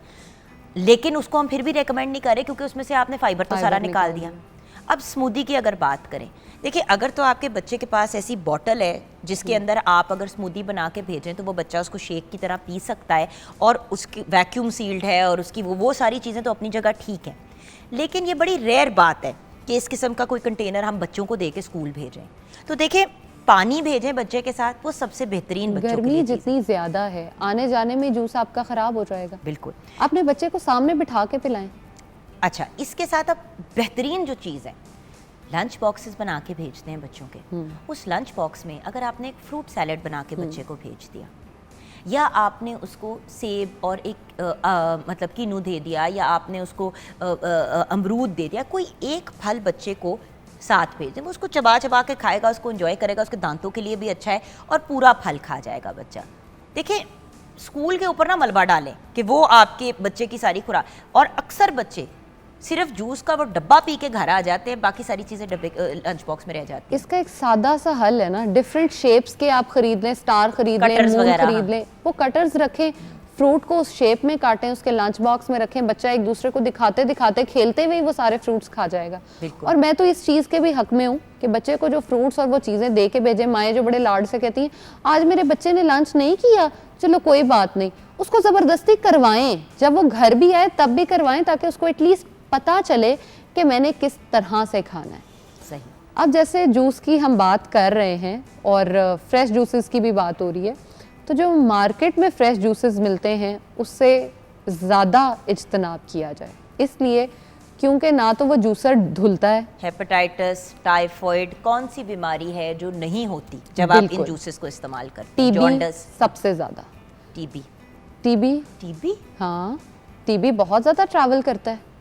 आपके जो ग्लास यूज़ होते हैं उससे बहुत ज़्यादा, सबसे ज़्यादा जो, अच्छा सबसे ज़्यादा टीबी का ट्रीटमेंट भी गन्ने के जूस में है, गन्ने की रॉ जो मिलती है, और सबसे ज़्यादा फैलता भी उन्हीं ग्लास से है जो वो जिनमें डाल के क्योंकि देते देखिए हैं। ना वो मशीनें ना तो वॉश होती हैं बिल्कुल। रेगुलरली, अगर डेली भी वॉश कर रहे हैं तो आप ये सोचें कि सुबह से लेकर रात तक जो मशीन इस्तेमाल हो रही है, मिट्टी, घट्टा, धूल, पता नहीं क्या क्या, आप कैसे कह सकते हैं कि वो बैक्टीरिया से पाक है अगर एक ओपन एनवायरनमेंट में? हमने एक पॉइंट पे बात की है कि 10 मिनट बाद वो जूस में बैक्टीरिया प्रोड्यूस हो जाता है। 12 घंटे भी अगर वो बंदा उस मशीन के साथ काम कर रहा है तो 12 घंटे में उसके अंदर बैक्टीरिया के क्या हालात हो चुके होंगे, और हम अपनी बॉडी में या अपने बच्चे की या अपनी बड़े बुजुर्गों की बॉडी में हम क्या डाल रहे होते हैं। सादी सी इसकी जो एक हल है वो ये है कि अगर आप कहीं बाहर जा रहे हैं और आप अपने साथ जूस या कुछ लेके जाना चाहते हैं या आप वहाँ पीना चाहते हैं, आपको प्यास लगेगी, घर से पहली तो बात पानी लेके जाएं। पानी के अंदर आप चिया सीड्स डाल लें, पानी के अंदर आप तुखमलंगा डाल लें, नहीं तो आप जूसेस जो है उसको साथ लेके जाएं, बहुत अच्छा रिजल्ट है। और फ्रेश चीज़ों की तरफ आएंगे तो खुद भी फ्रेश लगेंगे, डब्बे वाली चीज़ें पिएंगे तो फिर अल्लाह मालिक।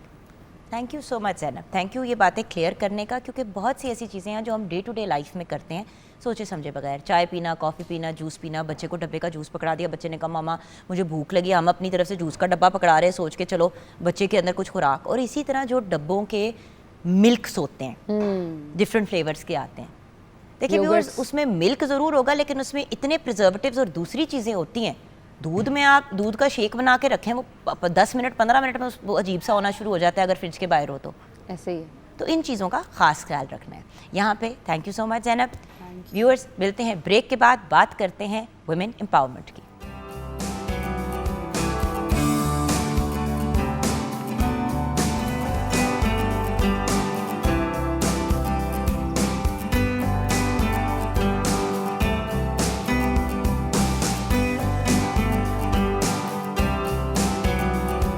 Welcome back from the break viewers.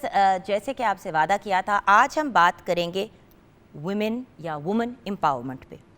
अब एम्पावरमेंट का जब वर्ड यूज़ करते हैं तो लोगों के जहन में बहुत सी अजीबोगरीब चीज़ें आती हैं। ख़वातीन बड़ी खुश हो जाती हैं, मर्द हज़रात के शक्ल के ज़ाविये बदलने शुरू हो जाते हैं।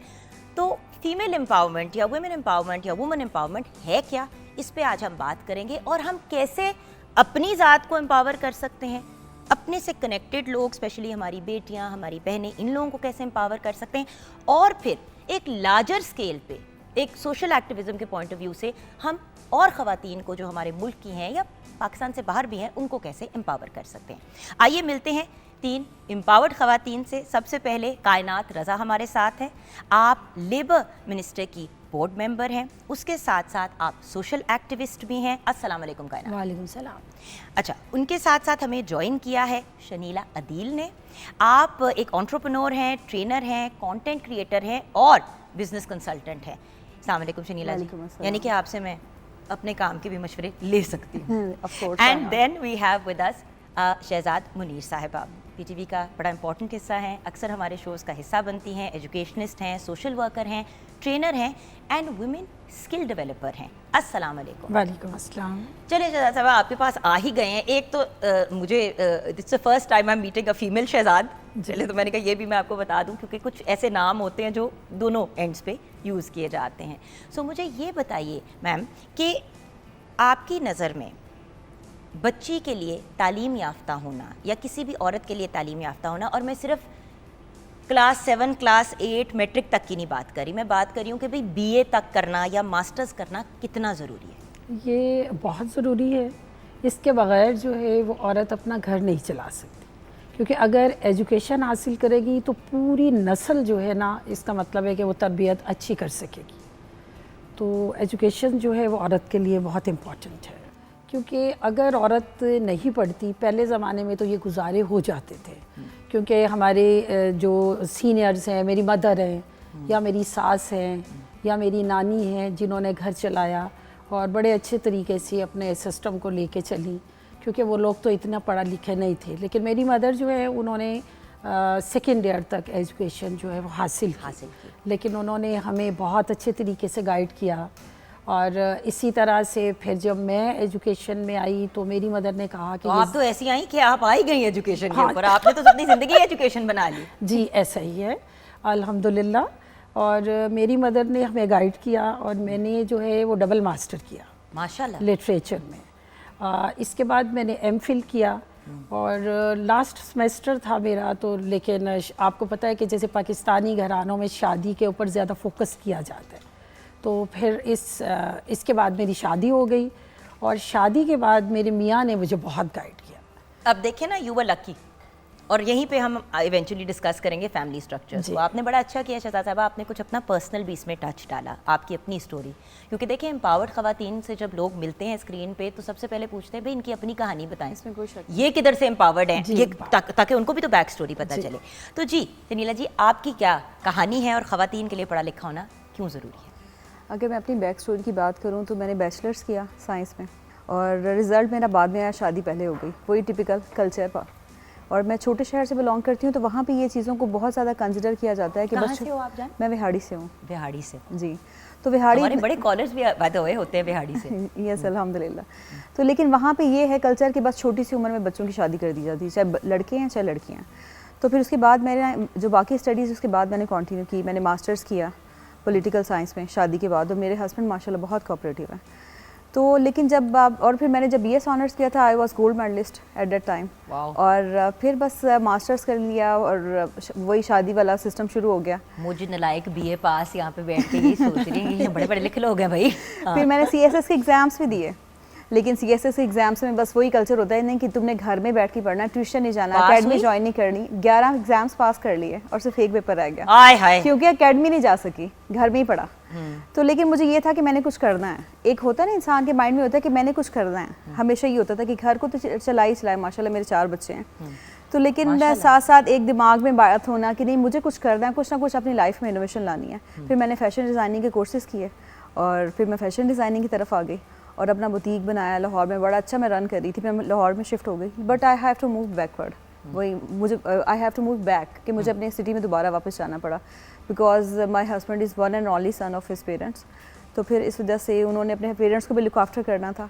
लेकिन फिर वही बात आ जाती है कि आप वो छोटे शहर में हो तो ना तो आप जॉब कर सकते हो, जॉइंट फैमिली सिस्टम, कल्चर ऐसा होता है कि आपको घर में ही महदूद होना पड़ता है, क्योंकि अब बस ये सोच होती है कि कमा के क्या करना है, तुमने बाहर जाके क्या करना है। जब तुम्हें हर चीज़ मिल रही है, हर चीज़ घर में अवेलेबल है, तो ज़रूरत क्या है। बात ये नहीं होती कि ज़रूरत, इंसान अपने आप को एक्सप्लोर करना चाहता है। एग्जैक्टली। हम लोग ये चाहते हैं कि हम लोग, हमारे अंदर कुछ होता है, हम लोग ये चाहते हैं। और हर एक में ये सोच मेरी दोस्त भी अक्सर ये कहती है कि फैसल भाई तो सब कुछ संभाल लेते हैं, तुम्हें क्या टेंशन है। मैंने कहा टेंशन की बात नहीं है। I have been a working woman pretty much since I was 17 साल की उम्र से काम कर रही हूँ। आई वाज इन कॉलेज, साथ साथ जॉब भी करी थी। तो बात ये है कि जब इंसान अपनी ज़ात के लिए भी तो कुछ कर सकता है ना, अपनी ज़ात एज एन अपनी इमोशनली, अपने आप मेंटली, अपने आप को इंगेज रखने के लिए। बिल्कुल ठीक है। हर मर्द इसलिए तो नहीं काम करता ना क्योंकि उसको पैसों की जरूरत होती है। पीछे से बहुत से लोग बड़ी वेल्थी फैमिली से होते हैं। बिल्कुल ठीक है, बिल्कुल ऐसी बात है। लेकिन ये सब में नहीं होता। मैंने बहुत सारी खवातीन को देखा है जी कि वो ये इन चीज़ों पे फोकस नहीं करती। But I was that person जो बस ये चाहता था कि मैं कुछ करूँ। बट यही देखे ना व्यूअर्स, अब इनकी कहानी में भी तालीम याफ्ता होना इनके लिए बहुत इंपॉर्टेंट था। इन्होंने शादी के बाद भी अपनी तालीम को कंटिन्यू किया, फैमिली की भी सपोर्ट थी, बट ऑब्वियसली मूव करती रही और इन्होंने अपने आप को हर जगह के हिसाब से मोल्ड किया। यहाँ बुटीक खोली, वहाँ पे भी काम कर, बैक एंड फोर्थ जहाँ पे भी जो कर सकती थी आपने किया और उसका बैक स्टोरी तालीम से ही आती है। जी कायनात, ये बताइए आपकी कहानी क्या है? Well, I am an MD in my own company, and then I started taking part. I'm an MSc from Manchester Business School, and I'm a KCite. I'm from Connect College, and I'm a Lahori. But I got married in Lodhra, so it's a backward area. So it's a completely 360 degree turn. ये completely 360 degree turn है. एक culture shock भी होता है ना जब आप लाहौर से 100% गांव, नॉट गांव बट छोटे, it's a district. छोटा तो खैर कोई भी शहर नहीं होता फिजिकली साइज में It's छोटा। ruler, जो डेवलपमेंट उसका जो एक स्ट्रक्चर है वो रूलर है बहुत ज़्यादा। जो सोच है, जो उनकी अप्रोच है, ख़वातीन की अगर हम बात करते हैं और एम्पावरमेंट की बात करते हैं, तो मैं इतनी पढ़ी लिखी and I had my documents done. मैंने कहा जी ये मेरे कागज़ हैं। आई गॉट मैरिड इनटू मतलब अमीर, जिस तरह से एक वेल ऑफ, जैसे अभी आपने कहा कि कुछ लोग वेल ऑफ भी होते हैं। उन्होंने कहा जी ये कागज़ शागज़ रख दें, यहाँ पे फाड़ फूट दिए, काम शाम कोई नहीं करना आपने, घर में आपको सारे पैसे वैसे देंगे, कहीं नहीं जाना, काम नहीं करना, not allowed to do anything. तो क्या करें, बुत बन के बैठ जाएं? हाँ, बस घर में रहे, बच्चे पालें। नहीं, बट वही वाली बात है ना व्यूअर्स, बच्चे पालने के लिए भी देखिए, जब आप एक अच्छी उस किस्म के बैकग्राउंड से आते हो तो आप स्टाफ भी होता है आपके पास, कितना को आप घर पे बैठ बैठ के दीवारों को देख सकते हो। affecting my mental health. अच्छा, Because then I started facing mental health issues because I am a person who cannot stay at home. Because मैं अपने कॉलेज में जो है हेड गर्ल थी कनेड में, मैं अपने जब MSc करने गई वहाँ पे I was my student leader, तो फिर उस वजह से आई वाज वेरी एक्टिव। मैं लम्स में स्टार्टर वीकेंड्स में I have been supporting women and young students. मैं मेंटोर बन के जाती रही हूँ, मैं SEO ट्रेनर एज वेल। अच्छा, लेकिन हम आगे निकल आए ना, तो फिर मैनेज कैसे किया आपने ये मैंने सिचुएशन? जैसे किया कि जैसे कि आपको अगर कहा कि नहीं करना, बस गिव अप भी नहीं किया इस बात पे। लगी रही। I have two sons. माशाल्लाह। I did that first as she said कि पहले बच्चे किए हैं, घर को संभाला है। It's the 10th year of my marriage, but I then met a very progressive political leader जिन्होंने मुझे कहा कि आप काम करें। उन्होंने मुझे कहा कि आप आगे आएँ और आप अपनी लोधरा की खवातीन के लिए काम करें। And then I started working over there. वहाँ पे सिलाई सेंटर खोले मैंने, फलाही काम किए मैंने बहुत सारे, और बच्चों की और जो खवातीन की इज़्ज़तों के ऊपर काम किया। I was part of child protection and welfare bureau Wow, Punjab, हाँ। And I work for that. और फिर लेबर मिनिस्ट्री में तो नेचुरली जितने भी लेबर हैं, भट्टे पे बच्चे काम करते हैं, औरतें काम करती हैं, क्योंकि आप देखें अर्बन एरियाज़ में आपको इतनी खवातीन काम करती भट्टों पे, दुकानों पे, होटलों पे, नहीं नजर खेतों आती। में नज़र नहीं आती। नहीं नजर आती। वहाँ पे खेतों में आपको औरतें काम करती नजर आएंगी। ज़्यादा जो लेबर और है, इसी वजह से उनको पढ़ाया नहीं जाता जी। कि छोटी उम्र पे जब इस एज पे पहुंच जाते हैं जहाँ पे वो खेतों में काम कर सकते हैं, तो सबसे पहले बच्चियों को स्कूल से निकाला जाता है। बेटे और को तो house बाबू help- साहब बनाना होता है जी। और बेटियों को घर पे बिठा और देते हाउस हेल्प का देखें एक जो कॉन्सेप्ट है कि वो जो गांव की लड़कियां हैं, बच्चियां हैं, छोटी-छोटी उनको मुख्तलिफ बड़े शहरों में भेजा जाता है हाउस हेल्प बना के। फिर आपने देखा ही है कि what has been happening with the house help and what kind Horror of issues stories we हैं। Are facing and they are coming, वो सरफेस कर रही हैं। ये एक बहुत बड़ी बात है कि अब लोगों ने बोलना शुरू किया। और वही वाली बात है ना कि व्यूअर्स, बोलना ज़रूरी है। अगर नहीं बोलेंगे तो वो चीज़ इग्नोर्ड ही चलती रहेगी। जैसे कि हम अभी बात कर रहे थे कि अगर एक औरत पढ़ी लिखी है और एजुकेटेड है और वो कोई काम करना चाहती है, इवन अगर वो पीछे से अमीर बैकग्राउंड से, तो उसे कहा जाता है बैठ जा तू घर पे। मर्द करना चाहता है तो कहते हैं देखो कितना, मतलब उसको Progressive है, ज़रूरत हाँ। नहीं है लेकिन फिर भी जॉब कर रहा है। ये बहुत बड़ा एक इशू है हमारे माशरे में। अच्छा, अब बढ़ते हैं towards the next step. Empowerment का मतलब क्या है आखिर? जब हम फीमेल एम्पावरमेंट की बात करते हैं तो उससे मुराद क्या है? जी मैडम। उससे मुराद ये है कि औरत जो है ना, उसको काम करने के लिए मैदान में आना है। अब जैसे कि ये पहले जो पिछली बात हमारी हो रही थी कि लेडीज़ के लिए बहुत ज़्यादा ज़रूरी है स्टडी करना, लेकिन उसके साथ उसका सपोर्टिंग, जो कोई सपोर्ट कर रहा है ना, उसको वो बहुत ज़रूरी है। जैसे मुझे सपोर्ट किया मेरे मियाँ ने, और मैंने और घर उससे के पहले काम, पेरेंट्स ने, आपकी अम्मी ने? जी, मदर से बाद जब मेरी शादी हो गई तो मेरे मियाँ ने मुझे सपोर्ट किया जी। और मैंने उनके बेस के ऊपर, क्योंकि आपको पता है कि जब फैमिली में जाते हैं तो ससुराल वालों की माननी पड़ती है, लेकिन वहाँ आपको जो आपकी सपोर्टिंग जो आपको देने वाला होता है वो आपका हस्बैंड होता है। तो मेरे हस्बैंड ने सपोर्ट किया, उन्होंने कहा कि ये काम भी करेंगी और घर को भी देखेंगी, और उनकी इस बात को मैंने अपने जो है वो दिमाग में बिठा लिया। मेरे घर के काम को भी किया, क्योंकि मैं कुकिंग शाम को आके करती थी, और कुकिंग करने के बाद मैं जो है वो एक सोशल वर्कर भी थी। मैंने घर को भी देखा, मैं एजुकेशनिस्ट भी थी, मैंने एजुकेशन को भी देखा।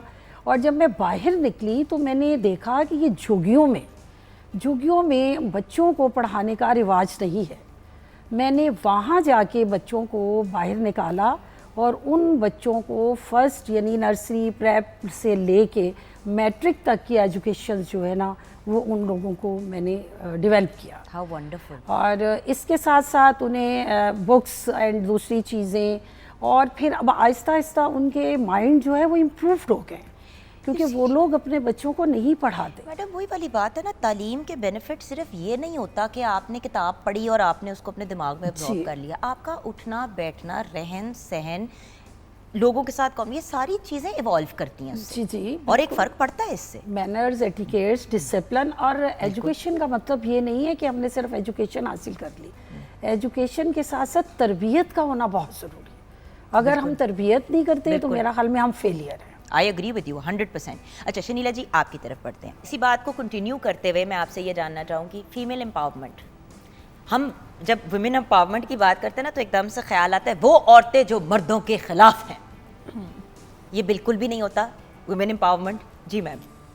देखिए, ये पहले बातें होती थी कि नहीं, अगर ख़वातीन जो है उनको अगर जॉब पे लगा दिया जाएगा या अगर वो प्रोफेशनल फील्ड की तरफ आ जाएंगी तो पता नहीं क्या हो जाएगा, खराब ठीक हो है, जाएगी। ख़राब हो जाएंगी। ये पहली थिंकिंग होती थी। दही है ना, हम खराब हो जाते हैं। लेकिन आजकल की जो जनरेशन है, अगर मैं अपने हस्बैंड की बात करूँ, he is the most cooperative person. उन्होंने मुझे हर स्टेप पे वो गाइड किया। मैंने कुछ भी किया है, अगर मैंने छोटे से शहर में फैशन डिज़ाइनिंग के कोर्सेज़ किए, ऑनलाइन कोर्सेज़ किए थे। आपने सिखाया जी। लोगों को? फिर आपने सिखाया या खुद नहीं, मैंने सीखा? खुद सीखा। Okay. फिर उसके बाद मैंने बुटीक रन किया, उस पर भी उन्होंने मुझे कुछ नहीं कहा। लेकिन वहाँ पे बहुत सारे ऐसे लोग थे, बहुत सारी लड़कियाँ मेरे पास आती थी कि आप हमें काम करवाएं या कुछ बताएं, तो लेकिन उनके फैमिली सिस्टम इतना ज़्यादा वो स्ट्रिक्ट थे कि वो कहते थे कि नहीं, ये तो बहुत ज़्यादा फजूल काम है, अब ये वही यहाँ पे डीलिंग होगी, यहाँ पे ख़वातीन बैठेंगी, लड़कियाँ बाहर जाएंगी। बुटीक बनाना भी सही नहीं था, और अगर बुटीक बना लेते थे तो अजीब किस्म की बातें और सारा कुछ। तो इस वजह से फिर मैंने सारा ऑनलाइन सिस्टम डेवलप किया, क्योंकि मैं तो कुछ करना चाहती थी।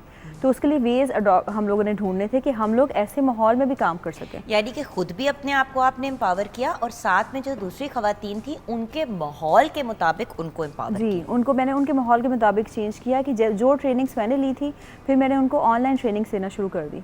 हम लोग ऑन कॉल पे बात कर लेते थे और हर चीज़ हम लोग आपस में इस तरह डिस्कस कर लेते थे कि वो भी काम कर सकें, जिस तरह से बहुत सारी खवातीन ऐसी थी जो स्टिचिंग करती थी।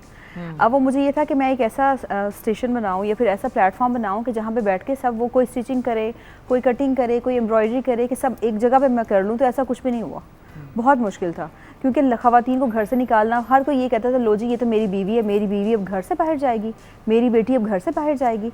तो फिर मैंने इस तरह किया नहीं, मैंने क्यों अपने मियाँ को घर से बाहर जाने दिया? नहीं देखिए, अगर ये बात अजीब लग रही है देखने वालों को, तो व्यूअर्स हमें नहीं अजीब लगता जब हमारे बारे में कहा जाता है? लेकिन छोटे शहरों में ये बात बहुत आपके ज़्यादा है। हस्बैंड आपको टीवी पे आने की इजाजत देते हैं? नहीं, मैं मार कुट के आई हूँ। भाई मैंने, आई एम सॉरी बट मैंने ना तो इजाजत मांगी और ना ही फैसल ने इजाजत देना जरूरी समझा, because ultimately that's what I was doing already. शादी करने का मतलब ये तो नहीं है ना कि जिंदगी आपकी खत्म हो गई अब। बड़े शहर और छोटे शहरों का अगर आप कंपैरिजन करते हैं तो बहुत मुश्किल है। अभी भी छोटे शहर के काफ़ी लोगों की difference मेंटालिटी है हम लोग नहीं चेंज कर सकते, क्योंकि वहाँ पे एजुकेशन कम है।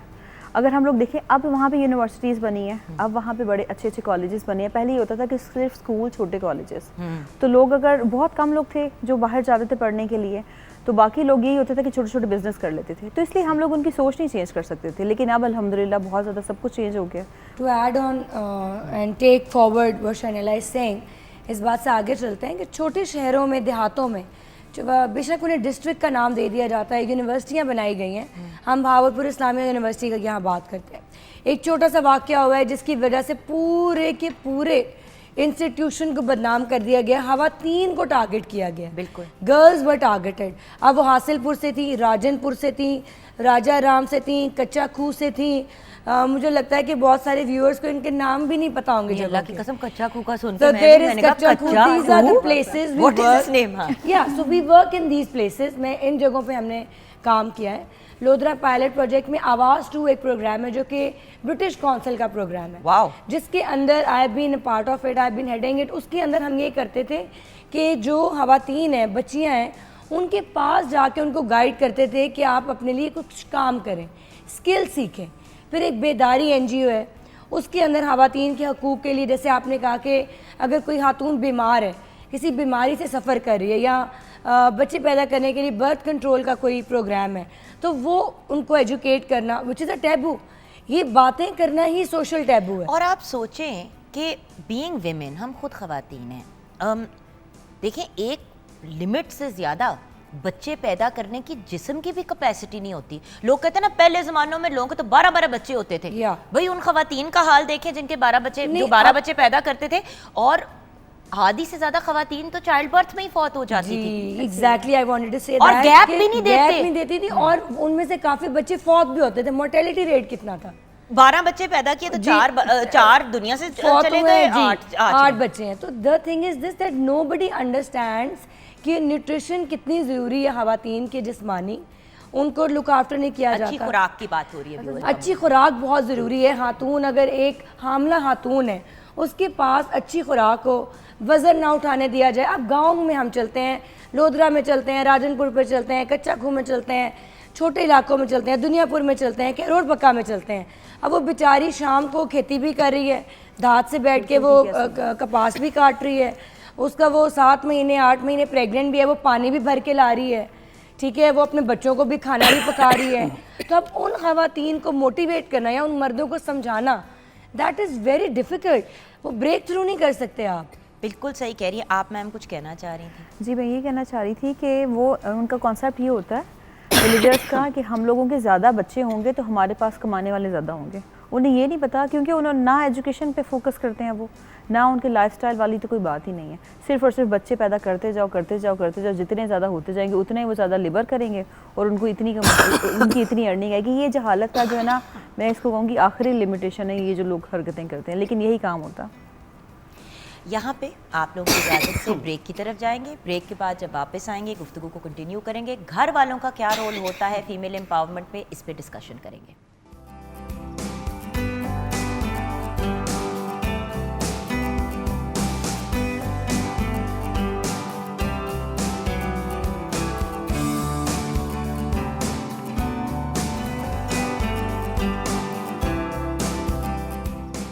Welcome back from the break viewers. हम बात कर रहे हैं ख़वातीन की एम्पावरमेंट की, ख़वातीन को खुद मुख्तार बनाने की, लड़कियों को तालीम देने की। तो हमारे साथ 3 ऐसी खुद मतलब ख़वातीन बैठी हुई हैं जो बहुत ही ब्रिलियंट हैं इन देयर ओन राइट। कायनात रज़ा हमारे साथ हैं, शनीला अदील हमारे साथ हैं, शहजाद मुनीर हमारे साथ हैं। तो आप लोग क्योंकि इतना काम करते हैं ख़वातीन को एम्पावर करने के लिए, अगर कोई स्टोरीज़ हमारे साथ आप लोग शेयर करना मुनासिब समझे, ऑब्वियसली उनका नाम ना लीजिएगा जिनकी बात कर रहे हैं हम, लेकिन अगर हमें बताइए कि किस तरह आपने किसी की लाइफ को चेंज किया, क्योंकि इसी से फिर आगे हमारी फैमिली पे बात शुरू होगी कि फैमिलीज़ का क्या रोल होता है। जी मैडम। सबसे पहले मैं अपने घर से स्टार्ट लेती हूँ कि मेरे घर में ना लेडीज़ काम करती थी। अच्छा। और कुछ औरतें उनके साथ रिलेटेड थी, वो आईं और बड़ी रो रही थी। मुझे बड़ा अजीब सा लगा। मैंने उनसे पूछा कि भाई आप क्यों रो रही हैं? उन्होंने कहा जी हम जिस घर में काम कर रहे हैं वहाँ हमारे लिए सिक्योरिटी नहीं है, यानी मर्द जो हैं वो हमें इजीली काम नहीं करने देते, उनकी वाइफ घर पे नहीं होती हैं। तो मैंने उनका जो है ना, मैंने कहा सबसे बेहतरीन चीज़ है कि आप ना अपने आप को डेवलप करो, और कुछ चीज़ें मैं आपको सिखाती हूँ। कुछ तो पढ़ी लिखी थी, 2 पढ़ी लिखी थी, और कुछ जो थी अनएजुकेटेड थी। जो अनएजुकेटेड थी उन्हें तो मैंने सिलाई का सिखा दिया, जो पढ़ी लिखी थी उन्हें मैंने ड्राइविंग सिखा दी, और जो कोई और उससे मतलब मीडियम एजुकेशन में थी उन्हें मैंने कुकिंग वगैरह की कोर्सेज़ करवा दी, और इसके साथ साथ उन्हें जो है वो डिप्लोमास दे दिए। अब वो इन दीज डेज़ अपने घरों में ख़ुद से रोज़ी रोटी कमा रही हैं, और उन्हें कोई ये नहीं है कि वो पहले इनसिक्योर अपने आप को फ़ील करती थी, लेकिन अल्हम्दुलिल्लाह अब वो अपने घरों में जो है वो काम कर रही हैं। अपने उन्होंने एक कमरे में जैसे काम स्टार्ट किया हुआ है, और अपनी रोज़ी रोटी जो है वो ख़ुद से कमा रही है। और वो बेवा थी, उनका कमाने वाला कोई नहीं था। यू सी व्यूअर्स, यही तो बात है। घर पे हो तो घर वाले आपको 24 घंटे बम्बीरी की तरह घुमाते हैं। अच्छा, अगर बाहर निकलो काम करने के लिए, स्पेशली ये जो डोमेस्टिक स्टाफ की मैडम ने बात की, तो हम ख़वातीन तो अगर ख़ुद भी वर्किंग लेडीज़ हो या बिज़ी हो या नहीं होते, घर पे अगर आप स्टाफ को रखें तो फिर स्पेशली अगर आप बच्चियाँ रखते हैं तो व्यूअर्स, बच्चियों से ये मुराद 18 साल से बड़ी उम्र की बच्चियाँ, क्योंकि उससे कम उम्र पे आपको पता है कि कानूनी बहुत मेजर इश्यूज आते हैं and it's against the law, जो हमने बड़ी दफ़ा आपके साथ शेयर किया है कि छोटी उम्र के बच्चे और बच्चियों को रखना नॉट अलाउड किसी भी सर्कमस्टांस में। ये एक क्रिमिनल ऑफेंस है। बच्चियाँ जाती हैं काम करने के लिए, 20 साल की, 21 साल की, जो वहाँ पे मर्दों का एटीट्यूड होता है, ओवर फेमिलियर होना, फ्रैंक होना। आप लोगों को पता है व्यूअर्स मैं क्या बात कर रही हूँ। आपने रखना है घर में फीमेल स्टाफ, तो प्लीज़ उन बच्चियों को फिर अपनी घर की बच्चियाँ समझ के जिम्मेदारी लें। उनको आपने इसलिए नहीं रखा कि आपके घर के मर्द भी उनके साथ बदतमीज़ी करें, गुस्ताखी करें, गाली गलोच करें, हाथ उठाएं। हाथ तो आपने अपने के ऊपर नहीं उठाना, बच्चों पे नहीं उठाना। तो बाहर से जो लोग आपके पास जॉब करने के लिए आए हैं, आप उनको सैलरी दे रहे हैं, आपने उनकी पूरी ज़ात को ख़रीद तो नहीं लिया। जी मैम। अच्छा, मैं यहाँ पे बात करना चाहूँगी कि मैं ख़वातीन को कैसे एम्पावर कर रही हूँ। एक इंटरनेशनल ऑर्गेनाइजेशन के साथ मैं काम कर रही हूँ, जिसमें मैं ख़वातीन को घर में बैठे स्किल्स प्रोवाइड करती हूँ, और ये सारा कुछ ऑनलाइन बिजनेस के थ्रू होता है। और इसमें हम लोग डिफरेंट सोशल मीडिया प्लेटफॉर्म्स के through digital marketing, social media marketing, affiliate marketing, content creation, हर चीज़ सिखाते हैं। और डजंट मैटर आपकी एजुकेशन कितनी है, बस यू शुड बी 18+। अगर आप 18+ हैं तो आप काम कर सकते हैं। और इसमें इट डजंट मैटर आप पाकिस्तान से हो, पाकिस्तान से बाहर हो। इस वक्त हम लोग 176 कंट्रीज़ में काम कर रहे हैं, और ये एक ऐसा ग्लोबल विलेज हम लोगों ने बना दिया है। कोई ऐसी सक्सेस स्टोरी है? अभी मैं एक लड़के की सक्सेस स्टोरी शेयर करना चाहूँगी। उसने मुझे लास्ट मंथ ही उन्होंने हमारी ऑर्गेनाइजेशन को ज्वाइन किया। He is just matric pass, और पेरेंट्स बहुत छोटी उम्र में उनकी डेथ हो गई, तो वो नहीं कर सका कंटिन्यू अपनी स्टडीज़। वो ये होता है कि या तो पढ़ाई कर ले या फिर वो कोई बिज़नेस कर ले, कोई काम वाम करे। बहरहाल वो बड़ी मुश्किल से थोड़ी सी अर्निंग करके कतर गया, और वहाँ पे कतर में जाके उसने 6 साल बहुत ज़्यादा ख्वारी काटी। और 6 सालों में सिर्फ उसके पास इतना होता था कि वो थोड़ा सा खर्चा खुद रखे और थोड़ा सा अपनी बीवी बच्चों को पीछे भेजे ताकि उसकी कमाई हो सके। लेकिन पिछले महीने उसने हमारी ऑर्गेनाइजेशन को ज्वाइन किया। अब वो अपने घर में बैठा सिर्फ लैपटॉप पे और इंटरनेट पे हमारे साथ काम कर रहा है, एंड इस मंथ में ये पहला उसका मंथ है and he has earn more than 80,000 rupees. माशाल्लाह। तो ये इंटरनेशनल हम लोग जो ये आप देखें ना व्यूअर्स, एम्पावरमेंट सिर्फ खवातीन की नहीं होती, एम्पावर आप किसी को भी कर सकते हैं, किसी को भी कर सकते हैं, अपने इसमें कोई बच्चों शक को नहीं। एम्पावर कर सकते हैं, अपने स्पाउसेस को आप एम्पावर कर सकते हैं, उनकी सपोर्ट, ये इजाज़त से हटके हेल्प करना, सपोर्ट करना, आगे बढ़ने में मदद करना। व्यूअर्स, हम कुछ भी नहीं है अपने सपोर्ट सिस्टम्स के बगैर। ग्रांटेड उन्होंने एक लड़के की स्टोरी शेयर की, बट या बहुत सारी लड़कियों की भी बट है। बहुत सी लड़कियों की भी ऐसी स्टोरीज है, बट सबसे रीसेंट फॉर एग्जांपल एक ये स्टोरी है कि वो बच्चा अब घर बैठे 80,000 रुपए कमा रहा है, वो जो अपनी तालीम के बारे में सोच भी नहीं सकता था, अब वो एजुकेट भी कर सकता है अपने आप को और वो भी कर सकता है जो उसको हम मर्जी लोग करे। एजुकेशन भी प्रोवाइड कर रहे हैं, हम लोग उसको प्लेटफॉर्म भी दे रहे हैं। इसी तरह एक लड़की उसको बहुत छोटी उम्र में शादी हुई और साल के बाद ही डिवोर्स हो गई। अब वो कभी कहीं रुल रही है, कभी कहीं रुल रही है, उसके पेरेंट्स उसको एक्सेप्ट नहीं कर रहे, ददयाल एक्सेप्ट नहीं कर रहा, ननियाल एक्सेप्ट नहीं कर रहा। अब वो जहाँ पे रह रही है उसके पास ना ही ऐसा कोई सोर्स था कि वो कोई काम कर सकती, जॉब उसको नहीं करने दे रहे थे। तो इसी पे हम लोगों ने यही इंटरनेशनल स्किल्स उसको सिखाई और वो हमारे साथ काम कर रही है and she is earning more than 50,000 rupees सिर्फ घर में बैठे। तो ये एम्पावरमेंट है, हम लोग ख़वातीन को ऐसे एम्पावर दे रहे हैं। सही। अच्छा अना साहब, ये एक बात बताएं, अब जैसे कि उन्होंने एक बात की कि उसकी छोटी सी उम्र पे डिवोर्स हो गई, अब से साल के बाद ही उस बच्चे की तलाक हुई है, लेकिन वो रुल रही थी। वो क्यों रुल रही थी? क्योंकि एक ये भी बहुत बड़ा हमारे यहाँ इशू है, शादी हुई है ना, अब तुम उस घर में गई हो, उधर से अल्लाह माफ़ी दे तो बस इस्तग़फ़ार, तुम्हारा जनाजा वहीं से उठेगा, इधर नहीं तुमने वापस आना। I'll take you back. मैं आपको पीछे लेके जाना चाहती हूँ कि हम बरे सगीर से हमारा ताल्लुक़ है, हमारा जो मज़हब है इस्लाम, हज़रत खदीजा जो हैं वो तिजारत करती थी, ठीक है। हमें तो सिखाया गया है हिंदू कल्चर, हम लेके आए हैं अपने साथ वो कि दहेज भी हमने लेके आना है औरतों ने। इस्लाम में मर्द दहेज लेके आता है। हज़रत अली जो हैं वो दहेज उन्होंने इंतज़ाम किया हज़रत बीबी के लिए, इस तरह से नहीं हुआ था। तो द आइडिया इज़ दिस की बात करने का कि हमारा जो इन्फ्लुएंस है वो ज़्यादातर सब कॉन्टिनेंट की वजह से, इंडिया की वजह से कल्चर और रिलीजन मिक्स हो गया है और हम डिफ्रेंशिएट नहीं कर पाते। और कल्चर और रिलीजन बिल्कुल मुख्तलिफ चीज़ें, हमने इस पे भी एक दफ़ा शो किया था काफ़ी साल पहले कि भाई मज़हब और कल्चर बिल्कुल मुख्तलिफ चीज़ें हैं, आप उनको इंटरलिंक नहीं कर सकते। और फिर आपको लेकिन आप सऊदी अरब में एक्सक्यूज मी देखिए तो वहाँ भी यही है कि मर्द जो है वो पहले घर जो है वो तैयार करते हैं और औरतों के लिए, और फिर औरत जो है वो शादी करके। इस्लामिक कल्चर, मैंने आपको बात किया ना कि मज़हब क्या करता है, मज़हब आपका यही तो अब ये होता है कि जी जब हम छोटे इलाके की बात करते हैं, उन देहातों की बात करते हैं, देयर इज़ दिस गर्ल, उसके साथ ये वाक़या पेश आया कि वो नाराज़ होके, शी वाज एन FSC, वो उसको एक सरकारी जॉब ऑफ़र हुई और जैसे ही उसने कहा कि जी मैंने जॉब करनी है, तो ऑब्वियसली वो ससुराल वालों ने जो है थोड़ी बहस वगैरह हुई, वो अपने घर आ गई कि अच्छा आई विल, इस बात को हम अभी करते हैं और अभी सोचते हैं। वो अपने घर आ गई ब्रेक लेके कि अभी थोड़ी देर ब्रेक करते हैं हम इस बात पे। थोड़े दिन गुजरे हैं और वो जैसे ही उसका शौहर आता है और बड़ी मीठी बातें करके बहला फुसला के उसे मोटरसाइकिल पे अपने साथ ले गया। छोटे इलाकों में ज़मीनें होती हैं तो वहाँ पे बड़ी खुली नहरें होती हैं जो कि पानी को सरियाब करती हैं फार्म्स को, फील्ड्स को।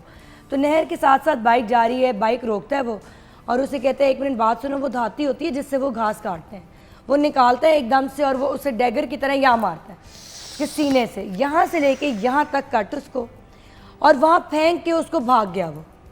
उसकी वजह ये थी कि जी वो गैरत के नाम पे, इज्जत के नाम पे कि मेरी बीवी नौकरी छोड़ के तुम घर छोड़ के क्यों गई, और फिर उसने क्योंकि कहा कि मैं जॉब करना चाहती हूँ तो उसको सजा दी। उसकी गैरत पे बात थी, देयर वाज नथिंग एल्स कि मेरी गैरत खराब होगी, देयर वाज नथिंग रॉन्ग, उसका कैरेक्टर ख़राब नहीं था, वो कोई गलत औरत नहीं थी और वो बच्ची सिर्फ 18-19 साल की। मेरी जान, अगर कैरेक्टर का भी इशू हो तो आप छोड़ देना। आपको कत्लो गारत पे बात में नहीं, मैं एक सिंपल सा सवाल पूछूं, कत्लो गारत पे बात क्यों लेके आ रहे हैं? जाए उसको अपने माँ बाप के घर छोड़ दें। फिर उसके बाद उसके पास गए, उसको बचाया, संभाला। हाँ, आपको कैसे पता चला madam? Because I work over there ना। अच्छा, तो आपको वो मैं सोशल एक्टिविस्ट हूँ, तो मेरे पास लोग आते हैं, फ़ोन आते हैं, राब्ते करते हैं। तो मुझे उसने राब्ता किया लड़की ने, उसकी वालदा ने, कि बहुत बड़ा जुल्म हो गया और इसका तो बॉडी पार्ट ही पैरालाइज हो गया and they did not have enough funds to support her medical treatment, इलाज भी नहीं करवा। जी, तो फिर DHQ में उसकी सर्जरी कराई गई बाकायदा। उसका जो ये पार्ट था मैनेजमेंट, क्योंकि हम मैनेजमेंट के साथ काम करते हैं, सर्जरी करा के उसको हमने ठीक करवाया। बाद में उसने जॉब कंटिन्यू की and she is living happily.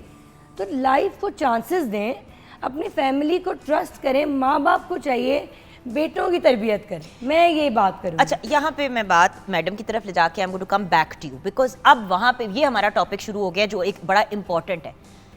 आपकी फैमिली का क्या रोल होना चाहिए? कुछ तुमने इसको टच अपॉन किया कि माँ की गोद और ये और वो सब अपनी जगह चीज़ें हैं, लेकिन हम ख़वातीन को फैमिली, जानने वाले, व्हाटएवर फ्रेंड्स, किस तरह एम्पावर कर सकते हैं? आप समझ रही हैं मैम के इर्द गिर्द के लोगों का भी तो बड़ा इंपॉर्टेंट रोल होता है ना। एक अकेला इंसान अगर निकल पड़ता है बाहर और सपोर्ट ना हो तो फिर वो अकेला ही एक सक्सेस स्टोरी बनता है, उसके साथ फैमिली बिल्कुल कट जाती है। सो फैमिलीज़ को क्या करना चाहिए? घर से ही शुरू किया जाता है। और मेरा हाल में मैं जब बाहर निकली और मेरा इंटरव्यू था, उसके लिए मेरे मियाँ मेरे साथ गए, तो मैंने पहला ही बड़ी यंग एज में ही एज ए प्रिंसिपल का ओहदा संभाला।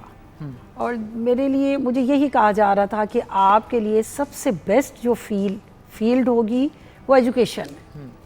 एजुकेशन का ही डिपार्टमेंट, ना मुझे बैंक में परमिशन मिली जॉब करने की ना कहीं और, तो मैंने बड़ी खुशी से इसको ओहदे को संभाला।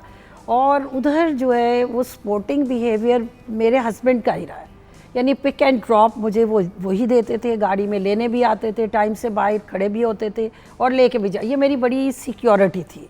इसके साथ साथ मैंने अपने घर में देखा, क्योंकि मेरी सास की डेथ हो गई थी और सारी रिस्पॉन्सिबिलिटीज़ मेरे सर पे थी। इसमें मैंने अपने देवरों को पाला, उनको बड़ा किया, उनको एजुकेशन का सारा सिस्टम किया और इसके साथ साथ फिर उनकी शादियां की। मैं ट्रेनर भी रही, मैंने ट्रेनिंग भी ली, मैं पाकिस्तान से बाहर जाके भी ट्रेनिंग सीखती थी एजुकेशन के हवाले से। फिर पाकिस्तान में आके मैं अपनी टीचर्स को ट्रेनिंग दी। लेकिन मैडम देखिए, सीधी बात है, आपकी शादी अच्छी जगह पे की गई, ये मेरी माँ मदर बाप ने, मैं वही कहने लगी हूँ, माँ बाप ने सोच समझ के फैसला जी, लिया ऐसा ना? ही है। सिर्फ ये नहीं देखा कि अमीर है तो चलो इसकी यहाँ शादी कर देते हैं। नहीं, मगरों लाने वाला जो एक हमारे जी, यहाँ है ऐसा ना नहीं issue। होना चाहिए। बच्चियों में मैं यही कहूँगी कि बच्चियों के लिए जब हम घर देखते हैं ना, तो हमें ये देखना है, क्योंकि आप भी इस चीज़ पे काम करती हैं कि अगर किसी बच्ची को के लिए रिश्ता ढूंढना है या उसकी शादी करानी है तो आप हेल्प आउट भी करती हैं और प्रॉपर वेट आउट करती हैं कि भाई जिधर करने की बात हो रही है वो लोग ठीक भी हैं कि नहीं। जी ऐसा ही है, क्योंकि ये बहुत कितने ज़रूरी बड़े है। डिजास्टर्स बच सकते हैं अगर थोड़ी रिसर्च कर ली जाए। ये बहुत ज़रूरी है कि आप फैमिली को ज़रूर चेक कीजिए जहाँ पे आपने बच्ची को देना है। क्योंकि मेरी मदर ने, मेरी सपोर्टिंग इसी लिए हुई कि मेरी मदर ने हर चीज़ को देखा और सोच समझ के जो है वो शादी की। और मेरी फैमिली भी अच्छी थी, उन्होंने मुझे सपोर्ट किया, और अगर वो मुझे सपोर्ट ना करते तो मैं कोई भी काम नहीं कर सकती थी। वंडरफुल। जी जनीला। अच्छा, मैं यहाँ पे कहना चाहूँगी कि जो एम्पावरमेंट मैं ख़वातीन को दे रही हूँ ना, तो उसमें मेरी फैमिली का बहुत अच्छा रोल है कि मेरे ससुराल वाले बहुत ज़्यादा सपोर्टिव थे, मेरे हस्बैंड सबसे ज़्यादा सपोर्टिव थे। अब मेरे प्लेटफॉर्म का सबसे बड़ा फ़ायदा ये है कि इसके लिए आपको घर से बाहर नहीं निकलना पड़ता। इसके लिए आसानी एक पैदा हो गई है, क्योंकि हम लोगों ने इसको समराइज़ कर दिया इस चीज़ को कि अगर बहुत सारे लोग हैं वो कुछ करना चाह रही हैं, बहुत सारी लड़कियां मुझे कांटेक्ट करती हैं, मुझे मेल्स करती हैं, मैं कुछ करना चाह रही हूँ, मैंने एजुकेशन कंप्लीट कर ली है लेकिन मेरी जो एजुकेशन है वो ज़ाया हो रही है, मैं कुछ करना चाह रही हूँ। तो फिर अब हम लोग उनके पेरेंट्स से भी बात करते हैं कि आप लोग अपनी बच्चियों को घर में करवा सकते हैं, डजंट मैटर। इसमें अगर कंटेंट हम लोग क्रिएशन सिखाते हैं, बिजनेस कंसल्टेंसी सिखाते हैं, प्रोडक्ट प्रमोशन सिखाते हैं, हेल्थ कंसल्टेंसी सिखाते हैं, तो वो फिर बाद में अपना खुद निश डिसाइड करते हैं। इसमें हम लोगों ने ऑनलाइन सारी डिजिटल मार्केटिंग के कोर्सेज उनको फ्री ऑफ कॉस्ट करवाने हैं घर में बैठे। और देखें ना, ये जो आप एक काम करते हैं ना, पेरेंट्स को इन्वॉल्व कर लेते हैं या हस्बैंड या मतलब जो भी उनका फैमिली यूनिट होता है, उससे बड़ा हौसला मिलता है। ऐसे ही है, बड़े बिल्कुल लोग ठीक है। हैं जो विलिंग है अपने बच्चों बेटियों को कि वो काम कर लें, लेकिन वो कहते हैं कोई तो हमें गारंटी दे, या कम से कम चले गारंटी तो किसी भी चीज़ की आप 100% नहीं दे सकते, बिल्कुल ठीक है, हर सही। चीज़ रब के हाथ में है। लेकिन आप अगर ये कहते हैं कि जी मैं जिम्मेदारी उठा रही हूँ, मैं हेल्प आउट करूँगी ये वो, जी। तो अगले को एक हौसला हो जाता है।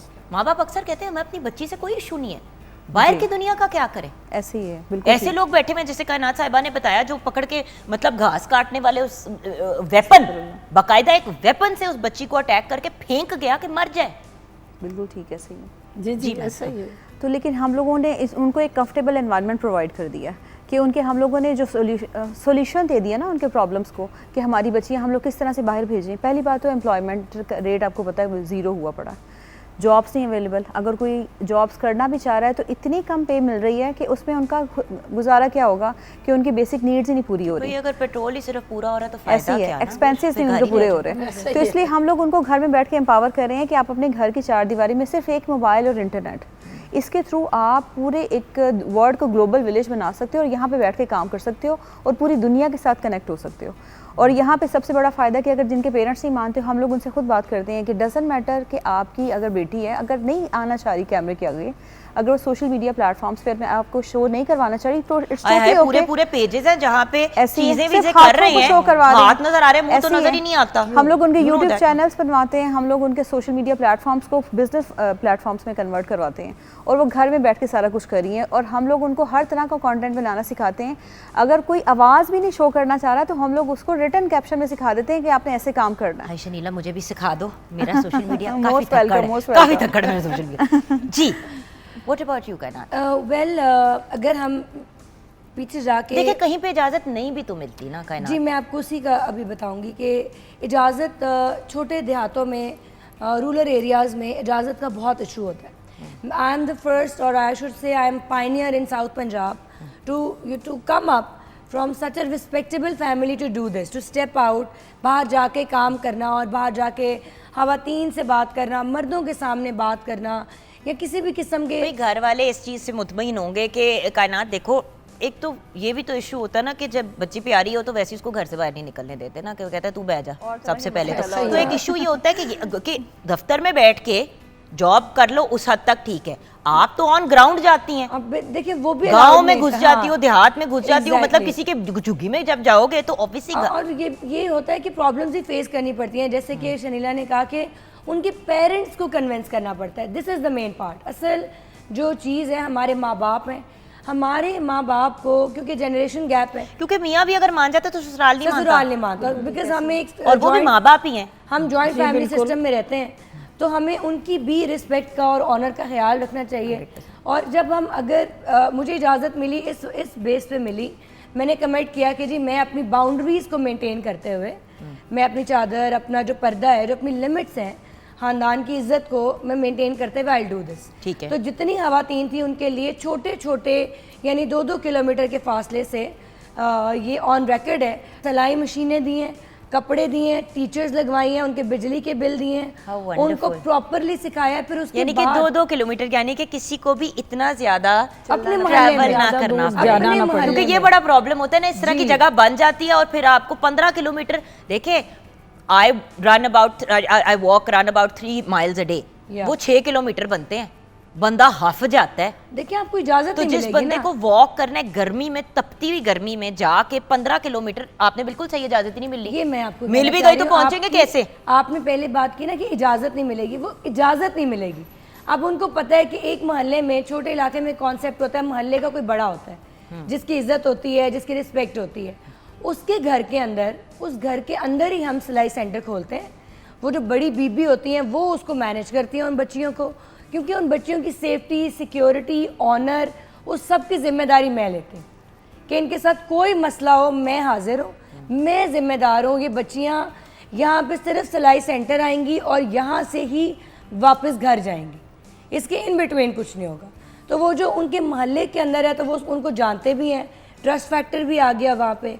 फिर वो जो काम करते हैं उसकी हम एग्जीबिशन करते हैं लोधरा में, ठीक है, अपने कौंसिल में, यूनियन कौंसिल में, और उसको बेचते हैं and they earn money from. कर लिया करो यार, लाहौर में भी एग्जीबिशन कर लिया। लाहौर में हम लाहौर करते में तो हैं, बहुत हम लोग ज्यादा लाहौर में करते आप हैं। भी करते हो, बट आई मीन इज कि भाई अगर वहां पे कर रहे हैं तो इतनी तो खूबसूरत चीजें उनका बनती क्योंकि हैं। वो बहुत अच्छे फ्रॉक्स बनाते हैं बच्चियों के, वो बच्चों के फ्रॉक्स बनाते हैं। और ऐसे ऐसे लोग हैं जो, अगर मैं आपको बताऊं आप हैरान होंगी, जो कि ब्लाइंड है, देख नहीं सकते, देख नहीं बिनाई सकते, नहीं है। एंड वो कंप्यूटर कोर्स कर रहे होते हैं एट टाइम्स कि उनके लिए जो कंप्यूटर की क्लासेस हैं ब्रेल में, हाँ। They do that Braille thing. तो ऐसे ऐसे लोग हैं जो कि सुन नहीं सकते लेकिन वो देख के काम कर रहे होते हैं। सो इस तरह की ऑर्गेनाइजेशंस में जाके माँ बाप को मनाना पड़ता है इस बच्चे को नकारा ना समझे, चिल्ड्रन बेकार कॉम्प्लेक्स में ना हम करवाते समझे, हैं। इसको आने दें, इसको काम करने दें, हम जिम्मेदार हैं। तो जो भी सिविल सोसाइटी में काम करना चाहता है, बड़ा बनना चाहता है, और मैं तो ये कहूँगी कि मैंने अल्लाह की रज़ा की खातिर इस काम को ज़िम्मा लिया है कि अल्लाह ताला को राज़ी करूँ और अल्लाह की महलूक को राज़ी करके ही आप कर सकते हैं। अच्छा, यहाँ पे मैं आप लेडीज़ का शुक्रिया अदा करना चाहूँगी।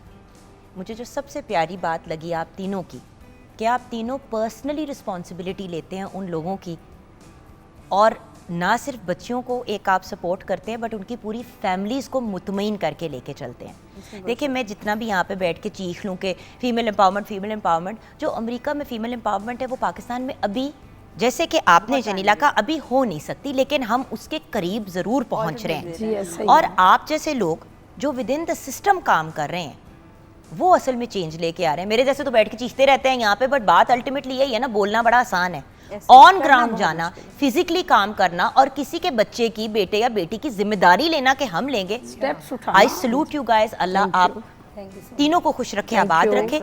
यहाँ पे शो को क्लोज करते हुए आप तीनों की तरफ से एक शॉर्ट सा मैसेज किसी मतलब बच्चियों को दे दें, घर वालों को दे दें। जी मैडम। जी मैं तो सबसे पहले यही कहूँगी कि बच्चियों को अगर आपने ब्याना है तो आप बराए मेहरबानी पूरे पेरेंट्स से मेरी रिक्वेस्ट है कि उस घर को ज़रूर देखिए जो बच्चियों को जो है उनकी स्किल्स को जो है वो डेवलपमेंट के हवाले से उनका साथ दें और उनके साथ खड़े हों। प्लीज़ ये बहुत ज़रूरी है। Thank you madam.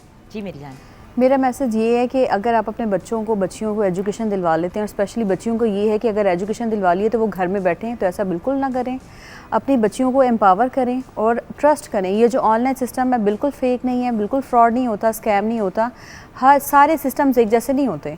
हम लोग जिस प्लेटफॉर्म पे काम कर रहे हैं यहाँ पे ख़वातीन को इतनी ज़्यादा एम्पावरमेंट मिल रही है कि यहाँ पे लाखों में अर्निंग हो रही है। और ये है कि वही लोग जिनको हम लोग सिखा रहे हैं फिर वही एज अ ट्रेनर काम करते हैं, और ये जो एज अ ट्रेनर काम करते हैं ये इंटरनेशनल लेवल पे काम करते हैं। इससे सिर्फ उनको पैसे नहीं मिलते, उनका कॉन्फिडेंस, उनकी पर्सनालिटी, हर चीज़ चेंज होती है। एक तो पैसे भी आ गए, पर्सनालिटी भी चेंज हो गई और उनको रिकग्निशन भी मिल गई। और यहाँ पे बहुत सारे बोनसेस भी हैं, कार प्लान्स हैं, होम प्लान्स हैं, बहुत कुछ है, फॉरेन टूर्स हैं, जो जब आप हमें कनेक्ट करेंगे तो इंशाल्लाह हम आपको हर चीज़ सिखाएंगे भी और आप अपने सिस्टम का हिस्सा भी बनाएंगे। और ये लाइफ टाइम ट्रेनिंग्स हैं, ये नहीं है कि आपने एक दफ़ा बस एनरोलमेंट कर ली और 2-3 महीने का कोर्स किया और ख़त्म हो गया। ये लाइफ टाइम कोर्स है और फुल टाइम पे चलेगा। और सबसे बड़ी बात ये विरासत में शिफ्ट होता है कि अगर आपका सिस्टम जो है, अगर आप नहीं करना चाह रहे या फिर इंसान की डेथ हो जाती है तो ये सिस्टम आगे मूव कर जाएगा आपके बच्चों को या आपके बहन भाइयों को, और ये ख़त्म नहीं होगा। जी का नाम फाइनली योर मैसेज। ओके, मेरे लिए जो सबसे मेरे दिल के करीब बात है वो ये है कि अपनी बेटियों को ऐसे मत समझें कि वो आप पे बोझ हैं। उनकी तालीम और उनकी तरबियत पे उतना ही ध्यान दें, उतना ही इन्वेस्ट करें जितना आप अपने बेटों पे इन्वेस्ट करते हैं। क्या बात है। और खुदारा मेरी माँ बाप से ये दरख्वास्त है कि अपने बेटों को बेटियों की, बहनों की, माओं की इज़्ज़त करना सिखाएं। जब हम घर में, ये बहुत ही एक इम्पॉर्टेंट चीज़ है जो हम अक्सर भूल जाते हैं अपनी बच्चों की। जो हम घर में अपनी बेटी के लिए तो कहते हैं कि जो मेरा दामाद है वो जो उसके लिए चाय बनाता है, उसकी खिदमत करता है, कितना अच्छा दामाद है। बहू को एक ग्लास अगर बेटे ने चाय का पकड़ा दिया तो वो दैट विल बी, वो रनमुरीद बन जाएगा। आई एम सॉरी, ये एक टर्म बहुत यूज की जाती है। मैंने सीखी जब मैं पाकिस्तान वापस आई हूँ कनाडा में, तभी तो ये टर्म सीखी है। जब लोगों ने घूम के कहा वो रनमुरीद, मैंने कहा होता क्या है, तो उन्होंने कहा जोरू का गुलाम। मैंने कहा यार ये क्या नॉनसेंस है। तो ये जो टैबू है ये हम सब खवातीन ने मिलके हटाना है। खवातीन की पावर बने, वी शुड जॉइन हैंड्स। हम खवातीन को एक दूसरे की आवाज़ बनना चाहिए, ताकत बनना चाहिए, और जहाँ तक हो सके एक दूसरे को सपोर्ट करें। और एक आखिरी रिक्वेस्ट ये है, प्लीज़ कंटेंट पे फोकस करें, नॉलेज पे फोकस करें और आइडिया से फोकस करें, काम पे फोकस करें। ये जो पर्सनल आउटलुक पे फोकस करना है कि क्या पहना है, कैसे किया है, क्या आदमी घर से बाहर निकलते हुए सोचते हैं कि आज वो पिंक पहनेंगे, ब्लू पहनेंगे, उनका पेट मोटा है या उनका क्या है। वो जो औरतों के ऊपर बॉडी शेमिंग है उसको भी ख़त्म करें, because it's a very important thing. आपका कॉन्फिडेंस शटर करती है और आपकी ज़िंदगियाँ बर्बाद करती है। अपने बेटों और बेटियों की हिफाजत करें और एज पेरेंट्स उनके दोस्त बन करें, उनकी बातों को इग्नोर मत करें। कहीं पे भी रेड फ्लैग नज़र आता है उसको देखें, उसको कैच करें और अपने बच्चों को सपोर्ट करें। Thank you so much ladies, it's been a pleasure having you on the show. Same है। यहाँ पे व्यूअर्स हमें अपने शो को क्लोज करना है, लेकिन शेफ कोमल मलिक को हम कैसे इग्नोर कर सकते हैं। शुरू में नहीं इग्नोर किया था, एंड में करना पड़ा। हाँ जी कोमल। पिज़्ज़ा फ्राइज़ तैयार हैं। पिज़्ज़ा फ्राइज़ तैयार। Thank you so much. Yummy yummy चीज़ें किचन में हमारी तैयार हैं। हम अब अपने खाने पीने को एंजॉय करेंगे। आप लोग भी अब ब्रेक ले लें अगले दिन तक की। अपना ख्याल रखिएगा। खुदा हाफिज़।